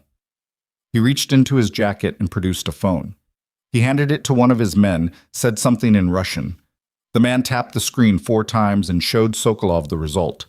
Sokolov took the phone back and looked at it, and then set it face down on the nearest surface, a packing crate, waist height, its wood dark with age, and walked away from it. "It's deleted," he said. He walked toward the loading bay without looking back. His men followed, one by one, the room emptying with the specific efficiency of people who have completed a task and are ready to be elsewhere. The man from the wall was the last to go. He paused near the door. He looked at Avery for a moment. He said something she couldn't hear. She thought it was in Russian. Then he was gone. The warehouse held just them and the hum of the fluorescent lights and the sound of the dock water. Avery breathed out. It was not the careful clinical exhale she'd been using for the last 2 hours. It was the full release, the one that happens after the crisis has passed, and the body takes back everything it borrowed from itself to get through. The tremor in the hands that she'd suppressed, the pressure behind her eyes, the cold sweat at the back of her neck that she hadn't acknowledged during the conversation, because acknowledging it would have made it real and she couldn't afford real until now. She put one hand on the packing crate. She steadied herself against it. Dante looked at her. He didn't move toward her and he didn't speak, and she was grateful for both, for the space to absorb her own response without being managed through it. He waited while she breathed and steadied and put herself back together in the specific order that required. Then she looked up. "The file," she said. "Is it actually deleted?" "His IT will have copies," Dante said, but he made a gesture in front of his men. "In his world, that has weight. He won't use it." She nodded. She straightened up. She took her hand off the packing crate. "I want to go back to Emmy," she said. "Yes," he said. They walked toward the loading bay door. The night outside was cold and clear. The dock smelled sharp, water and metal, and the particular cold of a city in October that had never pretended to be gentle. The car was where they'd left it. Gio got out and opened the door, and she got in, and Dante got in, and the door closed, and the city closed around them again. She looked at the warehouse receding through the rear window, the white fluorescent glow through the high windows, the rust at the joints. She thought about Sokolov's face when she'd described Emmy drawing sea monsters. She thought about the man at the wall with his hand on the concrete. She thought about the file, and whether anything in this world was ever fully deleted, and whether the 48 hours ahead would hold the shape that Dante believed they would hold. Then her phone lit up in her clutch. Not Dante's contact, not Carla. A number she recognized because she had grown up dialing it from a landline at her parents' house in Naperville, and because it had appeared on her screen at holidays and birthdays, and the 2 or 3 times a year when her mother felt the particular seasonal obligation to perform contact. Brandon Pierce. She stared at the screen. He never called. In 5 years, he had sent exactly 4 text messages, all requesting legal documentation for child support determinations he'd then contested, and he had not called once, not once. She picked up. "Brandon." Her voice was flat. His voice on the other end was the Brandon voice she recognized, but carrying something underneath it that she hadn't heard before. Not the ease of a man confident in his own positioning, but the compressed energy of a man who had spent several days constructing something and was now ready to deploy it. "I know who he is," Brandon said. "Dante Moretti. I know exactly what he is." A pause. "And I have enough to take Emmy from you." The car moved through the October city. The lights of Chicago passed across the windows. And Avery Calloway, who had faced a Russian crime boss in a warehouse on Halstead and had not flinched, felt the floor. She didn't answer him right away. That was the first thing. The silence on her end of the line, while Brandon's breathing filled the space with the particular quality of a man who had prepared a speech and was waiting for the gasp that would tell him it was working. She looked out the car window at the Chicago night, the October streets slick from earlier rain, the orange-white grid of the city moving past like something she was watching from a very great distance. And she breathed through her nose and she thought, "Brandon," she said finally. "I have documentation," he said. The compressed energy in his voice had found its release and was moving fast now, the way water moves when a valve opens. "Moretti's name is in federal databases going back 12 years. Organized crime connections, 2 investigations, a RICO inquiry that got dropped because witnesses—" He paused, letting the implication work. "I have a lawyer. We file Monday. Exposing Emmy to a known criminal is grounds for emergency custody review, and my lawyer believes—" "Brandon." She said it the same way she said things to agitated parents in pediatric intake. Not loud, not sharp, just with the weight of someone who has decided the sentence is complete. "Stop." He stopped. She felt it. The caught breath, the recalibration. She looked at Dante. He was watching the road ahead, not looking at her, giving her the room she needed, but the set of his jaw told her he could hear both sides of the conversation. "Where are you?" she said. "That's not—" "Where are you?" she said again. A pause. "My office, downtown." "Stay there," she said. "I'll come to you." Silence. "You'll—" "Tonight," she said. 1 hour. "You and your lawyer if you want your lawyer, though I'd recommend leaving him out of it until after we've talked." She paused. "Do you understand me?" Another pause, shorter this time. The compressed energy was doing something different now. She heard it deflating slightly, the way pressure systems equalize. He hadn't expected her to come toward him. He'd expected panic, deflection, a frightened woman negotiating from the posture of someone who had something to lose. He'd spent 5 years understanding her as that woman, and the recalibration was audible. "Fine," he said. 1 hour. She ended the call. The car was quiet for a moment. "You don't have to," Dante started. "I know," she said. She turned to look at him. "I want to." He looked at her. In the city light moving through the windows, his face was all shadow and plain, the scar above his eyebrow a pale line in the intermittent dark. He looked at her the way he had in the warehouse, with that full, unmanaged attention, nothing held back for strategy. "The lawyer," he said, "Brandon's claim, has no foundation," she said, "but I want to hear it from him directly. I want to look at him and understand what he thinks he's holding before we decide what to do with it." She turned back to the window. "I've been managed by Brandon Pierce for 5 years. He filed late support, he contested amounts, he sent 4 text messages in 60 months, and every single one was designed to make me feel like the problem." She pressed her thumbnail into her palm. "I'm not going into Monday's calendar without this conversation." Dante was quiet for a moment. Then, "I'll come with you." "No." She shook her head. "That's exactly what he wants. Me arriving with you confirms every narrative he's built about this. I go alone. Avery, tell Gio to drop me on Madison," she said. "I'll take a cab back when I'm done."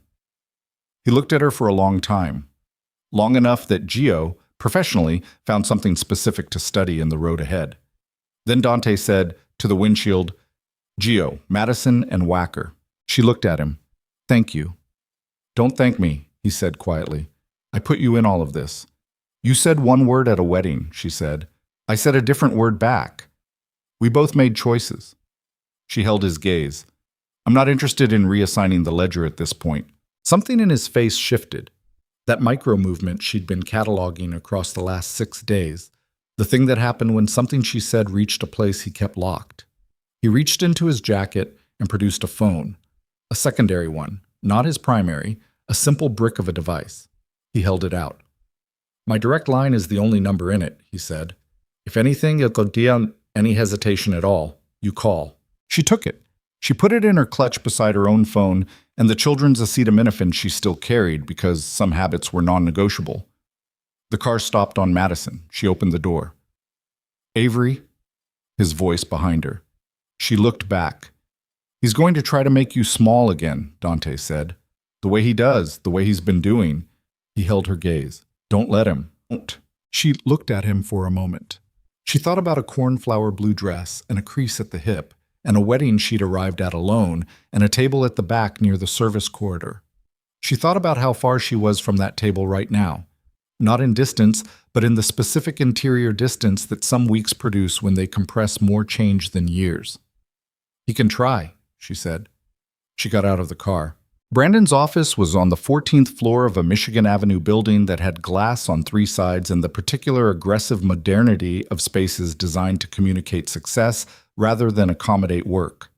She took the elevator up with her heart doing its persistent, loud thing behind her sternum, and she let it. She didn't try to flatten it or breathe it down. She let it beat hard and she went forward anyway, because that had always been the option. Not the absence of fear, but the refusal to let it be the deciding factor. He was alone. No lawyer, which told her he'd thought about her advice and had decided to hear what she had to say before involving legal counsel. He was standing at the window when she came in, the city behind him, and he turned when she entered and looked at her with the same quality of recalibration she'd heard on the phone. A man encountering a version of someone he thought he understood. She sat down across his desk without being invited. He sat down after. Show me what you have, she said. He opened a folder on his desk. He turned it toward her. She looked at it without touching it. Printed pages, a combination of news articles and what appeared to be private investigator documentation, search results, a printed excerpt from what might have been a federal database, the formatting of which was irregular enough to suggest it had been obtained through channels that were not themselves entirely clean. She read. It took 4 minutes. She turned each page with the same clinical precision she used to turn pages of patient files, taking the information in, placing it accurately, not allowing it to alter her rate of processing. Everything in the folder was true. That was the first thing. Dante Moretti's connections to organized crime were documented, real, the history of them spanning a decade and a half of federal peripheral interest. 2 dropped investigations, one name appearing in the margins of a larger case that had been closed for reasons the documents didn't fully explain. All true. None of it was what Brandon thought it was. That was the second thing. She closed the folder. She pushed it back across the desk. She looked at Brandon. He looked the same as he'd looked at the wedding. The easy architecture of a man whose face had never been asked to carry weight. It didn't choose. And she felt something that was not quite the thing she'd expected to feel. She'd expected anger. She'd expected the particular heat of 5 years of inventory, the accumulated cost of what this man's absence had meant in concrete terms, the night she'd calculated rent against childcare, against food costs, against the gap that his non-payment had left in her operating margin every single month, the nights Emmy had asked questions about fathers with the guileless directness of children who don't know yet that some questions have answers that are too complicated to be honest. She felt something quieter than anger, something more like clarity. She asked me last month, Avery said. Brandon blinked. What? Emmy. She asked me last month why her dad wasn't around. She looked at him directly. I told her that some families are made differently, that she had a mother who was completely in, and that was enough. She paused. I've been telling her that for 2 years. Different versions of it. Brandon's jaw worked. I have 4 years of documented non-payment, she said. My lawyer, who I have had for 18 months because I understood eventually that this would become necessary, has the complete file. Every missed payment, every contested amount, every filing delay. The pattern. She looked at him. Do you know what a judge sees when they look at a pattern like that? Avery, a man who disappeared, she said. Not dramatically, not with a conflict or a reason. Just incrementally, strategically disappeared.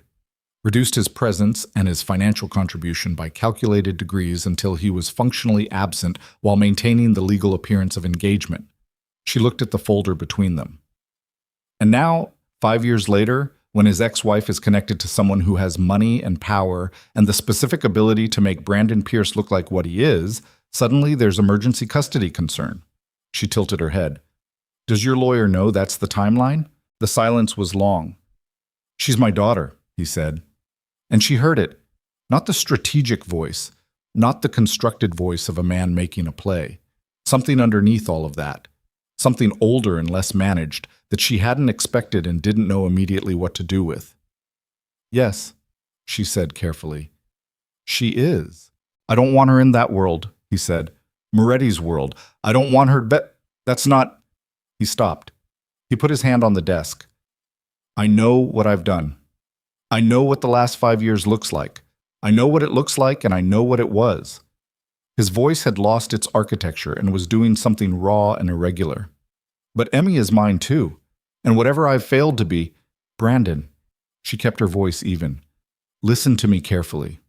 He looked at her. You don't get to fail for 5 years and then reappear with a folder when you feel threatened and call it concern, she said.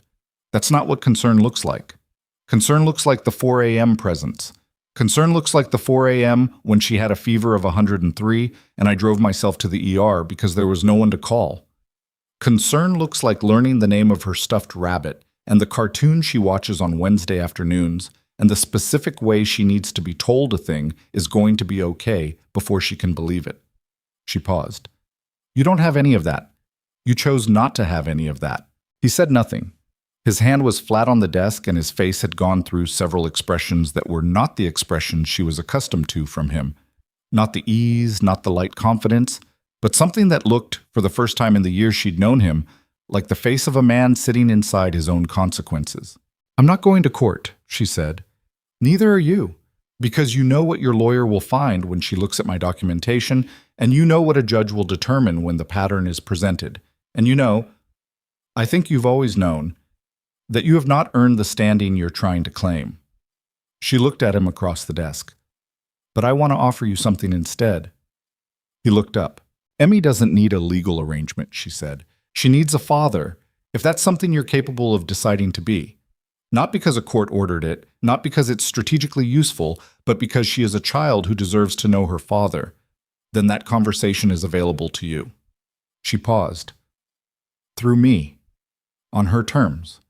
Gradually, carefully, in a way that doesn't disrupt what she has. She looked at him. That offer has an expiration. If I hear from your lawyer on Monday, it expires. He looked at the folder. He looked at the window. He looked at his hand on the desk. The man, he said. Moretti, is not your concern, she said. He's around my daughter. He has been around your daughter for less than a week, she said.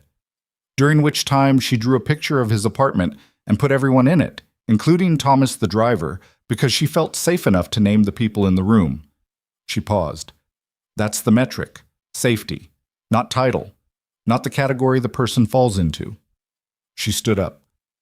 Emmy's safety is the only thing I have ever made decisions around. 5 years of evidence supports that. Brandon looked up at her. Standing, she was aware of the specific shift in geometry. She was no longer someone he was looking down at, across, past. She was simply a woman in a room, looking at a man who had made choices and was now, perhaps for the first time, being asked to look at them directly. The folder, she said. He closed it. He put it in his desk drawer. He closed the drawer. She nodded once. I'll be in touch, she said. When I'm ready. When Emmy's ready. She walked to the door. Avery? His voice was quiet, unguarded in the way it almost never was. She stopped. I'm sorry, he said. For all of it. For the way I... He stopped, started again. I know that doesn't...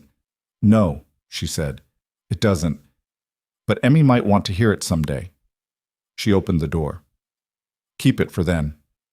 She walked out. The elevator was empty. She stood in it and watched the numbers descend, and she breathed. In through 4 counts, out through 4. and she let the things she'd been carrying for 5 years do what things do when you finally set them down, which is not disappear but rearrange, find a different position in the body, become something that you carry differently rather than something that carries you. She stood on Madison Avenue in the October cold and called Dante. He picked up before the second ring. "Done," she said. A pause. "How are you?" She thought about the question.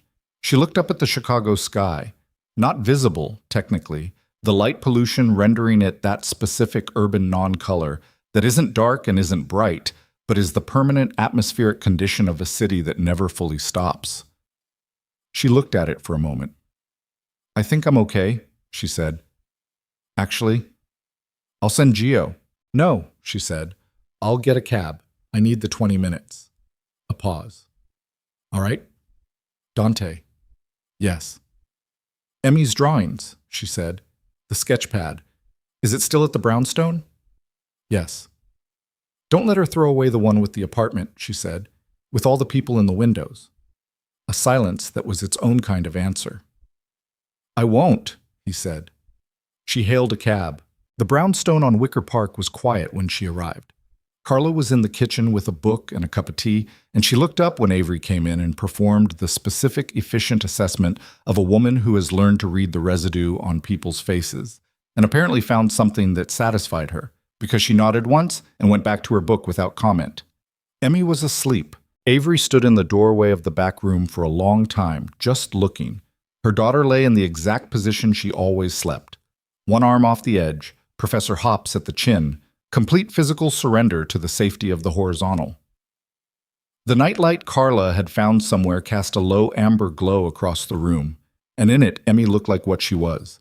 5 years old, whole, unburdened, exactly the thing Avery had built the last 5 years around protecting. She went and sat in the chair beside the bed. She sat there for a long time, not thinking particularly, just being in the room with the thing that mattered. Dante found her there an hour later. She heard him in the hallway, the particular cadence of his footsteps she'd already learned, unhurried, minimal, each one placed with intention. He stopped in the doorway. He looked at Emmy. He looked at Avery. She gestured at the edge of the bed, the corner of it near the chair, the way you gesture in a room where a child is sleeping. The small, deliberate motion that means sit quietly. He came and sat, and the old wooden bed frame made one small sound and then settled. They were quiet together for a while. "Brandon," he said, very low. "Won't file," she said. "I don't think." "And if he does?" "Then we deal with it," she said. "We have documentation. You have whatever you have." She looked at Emmy's face. "He's not going to file. He looked at himself tonight and didn't like what he saw. That's not a guarantee, but it's a start." Dante looked at Emmy's drawing on the small table beside the bed, the apartment, the windows, the small figure in each one. He looked at it for a long moment. "The figure in the top right," he said. "Is that me?" "Probably," she said. "You're tallest." He looked at it. Something in his face did the thing she'd stopped trying to name and had started simply accepting. The brief, unguarded opening, the moment when the architecture came down, and the man underneath it was just a man looking at a child's drawing of the room where he lived, seeing himself placed in it with the matter-of-fact permanence that children assign to people they have decided are part of the landscape. "She put me in the window," he said. "She put everyone in a window," Avery said. "It means she thinks you belong in the building." He looked at the drawing for another moment. Then he looked at Avery, and the distance between them on the edge of the bed and the chair was not large, and in the amber night light his face was close enough that she could see the scar above his eyebrow in detail, the exact geography of it, the way it interrupted his expression like a footnote in a longer story. "Avery," he said. "Don't say you're sorry again," she said. "I wasn't going to." He held her gaze. "I was going to say that I'd like to be in the window, if that's—" He paused. The pause was the most uncertain she had ever seen him, which was saying something, because this was a man who kept uncertainty on a very short leash. "If that's a choice that's available." She looked at him. She thought about one evening, she had said. One evening. She thought about how that sentence had been made obsolete within about 48 hours by circumstances neither of them had arranged, and both of them had navigated. She thought about the things you couldn't have predicted from the starting point, the yellow cab and the cornflower dress, and the table by the service corridor, and how the shape of where she was now bore no resemblance to any map she'd carried into that ballroom. She thought that was probably not, on balance, a bad thing. "You should know," she said, "that I'm not easy. I know that. I ask direct questions and I expect direct answers, and I don't perform emotions I'm not having, and I have a daughter who names stuffed rabbits and invents card games with shifting rules, and will at some point ask you things that require honesty." She looked at him. "Real honesty, not managed honesty." "I understand," he said. "And your world—" She paused. "I'm not naive about your world. I stood in that warehouse tonight. I understand what it is." She held his gaze. "I can't ask you to be something you're not, but I can ask you to be honest with me about what you are, and what changes and what doesn't, and to make decisions that account for the fact that Emmy is in the building." "Yes," he said, simply, without qualification. "Yes," she said, as if testing the weight of the word. "Yes," he said again. She looked at him for a long moment in the amber light of the room where her daughter was sleeping. She looked at the scar and the jaw and the eyes that had found her across a ballroom full of people who were looking everywhere else. She thought about difficult rooms and the people who stay in them. "Okay," she said. It was the same word she'd said across the table at the Meridian Grand, 10 days and an entire geography of experience ago. It had the same quality. Not a leap, not a romantic declaration, just the flat and honest acknowledgement of a decision arrived at through evidence. She had evidence now. More than she'd had at that table. More than she would have believed she could accumulate in 10 days. She believed it. He reached out and put his hand over hers, which was resting on the arm of the chair. Not the deliberate, performative contact from the wedding. The thing he'd done for Brandon's benefit. This was different. This was a man putting his hand over a woman's hand in a dark room because he wanted to, with no audience and no strategy. Just the simple fact of wanting contact with the specific person in the chair. She turned her hand over. She let her fingers close around his. They sat like that for a while. Emmy moved in her sleep. A small adjustment, the arm coming back up from the edge of the bed. Professor Hops shifted. She settled and was still again. "She's going to want pancakes in the morning," Avery said. "I know where to get good pancakes," Dante said. "She likes them with the face, blueberry eyes." "I'll call ahead." She looked at him. There was something almost ridiculous about the conversation. This man, who had said 2 words in Italian last night and produced a weapon from a nightstand drawer, now solemnly discussing blueberry eye pancakes. And the ridiculousness of it was the most real thing she'd felt in longer than she could track. Real the way life is when it isn't performing itself. Real the way 2 people in a room together are real when they've stopped managing the impression they make. She was smiling. She noticed it the way you notice something that's been absent long enough that its return requires a moment of registration. He noticed it too. He looked at her face with the full quality of attention he gave to everything, and what she saw in his expression was something she had no name for but recognized. The look of a man who has been in the business of surviving for so long that he has forgotten what it is to want something that has nothing to do with survival, and is remembering now, in a chair beside a sleeping child, with a woman whose dress had a crease in it when he met her, who had stood in a warehouse and not flinched, who had gone alone to a conversation that required courage and had come back from it whole. "The restaurant," he said. "What restaurant?" "I'd like to take you," he said. "My flagship when everything is settled. The 2 of you." He paused. "It's not a formal proposal. It's dinner." "I know what dinner is," she said. "I want to be clear," he said, with a seriousness that she understood was not stuffy, but was the particular seriousness of a man who had operated for years in a world where clarity of intention was a survival mechanism, and who was now applying that mechanism to something that had nothing to do with survival and everything to do with wanting to get it right. "Dante," she said. "Yes." "It's dinner," she said. "Yes." He nodded. He looked at their hands, linked over the arm of the chair. He looked at Emmy's drawing on the small table. He looked at the window, where the October night pressed against the glass, indifferent and cold and enormous, the way the world is when you're looking at it from inside a room that holds the only things that matter.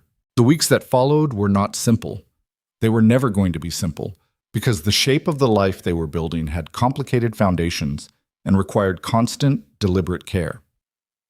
The situation with Sokolov settled into the agreed boundary, which held because agreements between people who understand consequence tend to hold.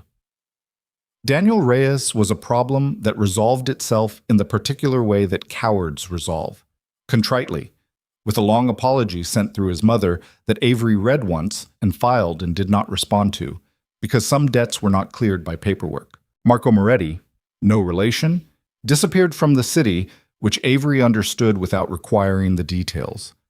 The men at her apartment building were never there again. She went back to Northwestern Memorial on a Tuesday morning, 3 weeks after the wedding, and the 7-year-old on the 4th floor looked up when she came through the door and said her name with the specific relief of a child who has been waiting for a person they were worried might not come back. Avery sat with her for 20 minutes before the shift began, just talking, and the girl fell asleep mid-sentence the way children do when they have finally felt the thing they needed and their body stops fighting. Emmy went back to St. Catherine's on Dearborn on a Wednesday. She brought a drawing for her teacher, which was the sea monster that ate empty boats, which the teacher pinned to the bulletin board and which stayed there until the end of the school year. The conversation with Brandon was slow, and it was not clean, and it was not resolved by a single meeting. It never was, in Avery's experience, with people who had accumulated the specific damage that 5 years of absence produced. But it was a conversation that was happening, and the word happening was the operative one, because for 5 years it had not been. Emmy met her father for the first time she could consciously remember on a Saturday afternoon in November, in a park on the North Shore with Avery present and Brandon in his least strategic configuration, just a man with no folder and no lawyer, sitting on a bench, watching his daughter examine a puddle with intense scientific interest. It was not a transformation. It was a beginning, which was less satisfying and more honest. The restaurant dinner was on the last Friday of November. Dante's flagship occupied the ground floor of a converted building in River North, the kind of space that had been made rather than designed. Real materials, real history in the bones of it. The kitchen visible through glass at the back, in a way that made the food part of the room rather than something that arrived from elsewhere. Avery wore a different dress.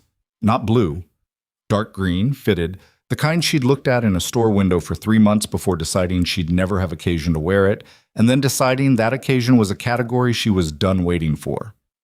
Emmy wore her best dress, which was red with a white collar, and which she had selected herself with the complete authority of a person who does not require external validation of aesthetic decisions. Dante was at the door when they arrived. He was wearing a suit, dark, fitted, the scar above his eyebrow, the jaw, the eyes. And he looked at Avery for a moment with the full quality of it, and then he looked at Emmy. Emmy looked up at him. She had Professor Hops under her arm. "You came," she said. "I live here," he said. "I know," she said. "But people don't always come even when they live somewhere." She looked at Professor Hops and then back at him. "I'm glad you came." He crouched down to her eye level. He looked at her with the same attention he gave everything, full, unmanaged, without condescension or performance. "So am I," he said. Emmy held up Professor Hops. "He wanted to meet the restaurant," she said. "The restaurant is glad to meet him," Dante said. Emmy accepted this and walked through the door with the confidence of someone who has decided a room is safe before confirming it. Avery stood at the entrance for a moment. She looked at Dante, still crouched where he'd been, now standing, looking at her with the expression she had no name for and had stopped trying to name because some things were more accurately held than labeled. "She's extraordinary," he said. "Yes," Avery said. "She is." She walked through the door. The restaurant was warm and lit the way real spaces are lit, not dramatically, not for effect, but with the kind of light that makes people look like themselves. The city was visible through the windows, Chicago doing what Chicago did in late November, gray and cold and enormous, and somehow, from inside this particular room, not indifferent at all, just big, just the backdrop. They sat at a table near the window. Emmy studied the menu with intense concentration and ordered something she couldn't pronounce, and ate it with complete satisfaction. She told the waiter about Professor Hops. She told him about the sea monster. She told him that her mother had a job where she stayed in the room when things were scary, which was the best job, and that Dante had a restaurant which was also good because it had bread. Dante listened to all of it. Avery watched him listen. After dinner, Emmy fell asleep against Avery's shoulder in the car home, the particular boneless sleep of a child who has been fed and held and has decided the world is, provisionally, fine. Her breath was even and warm against Avery's collarbone, and one hand was wrapped loosely around Professor Hops's torn ear, and the city moved past the windows on all sides. Dante looked at them both. "Avery," he said. She looked at him over the top of her daughter's head. "I want to ask you something," he said, properly this time. She looked at him. The city light moved across his face in intervals. Light, dark, light. The way all moving things are revealed, piece by piece, as you pass through the conditions required to see them. "Ask," she said. He looked at her. He looked at Emmy. He looked at their hands. Emmy's small one wrapped around the rabbit. Avery's wrapped around Emmy. And then he looked back at her face with the eyes that had found her across a ballroom full of people who were looking everywhere else. "I'd like to know if—" He stopped. He started again. "I'd like you to stay," he said. "Not in the apartment. Not as an arrangement. Just—" He paused. "Stay." She looked at him for a long time.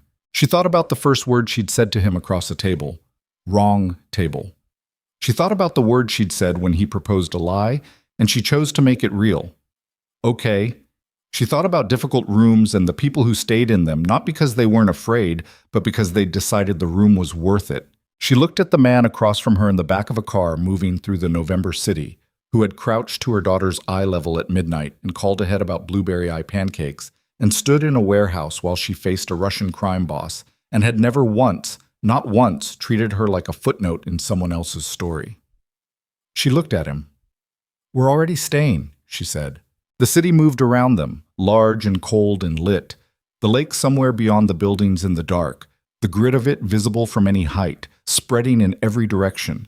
The particular permanent architecture of a place that has always been here and intends to go on being here, indifferent to the small and enormous things that happen inside it. Inside the car, a woman and a man and a sleeping child moved through it. No performance, no arrangement, no invisible woman, no careful management of distance. Just three people in a room that happened to be moving, on their way to wherever came next. Which was not nothing, which was, in the specific and unromantic and completely honest accounting of what a life can be when you stop waiting for someone to make you visible and start simply being seen, which was everything.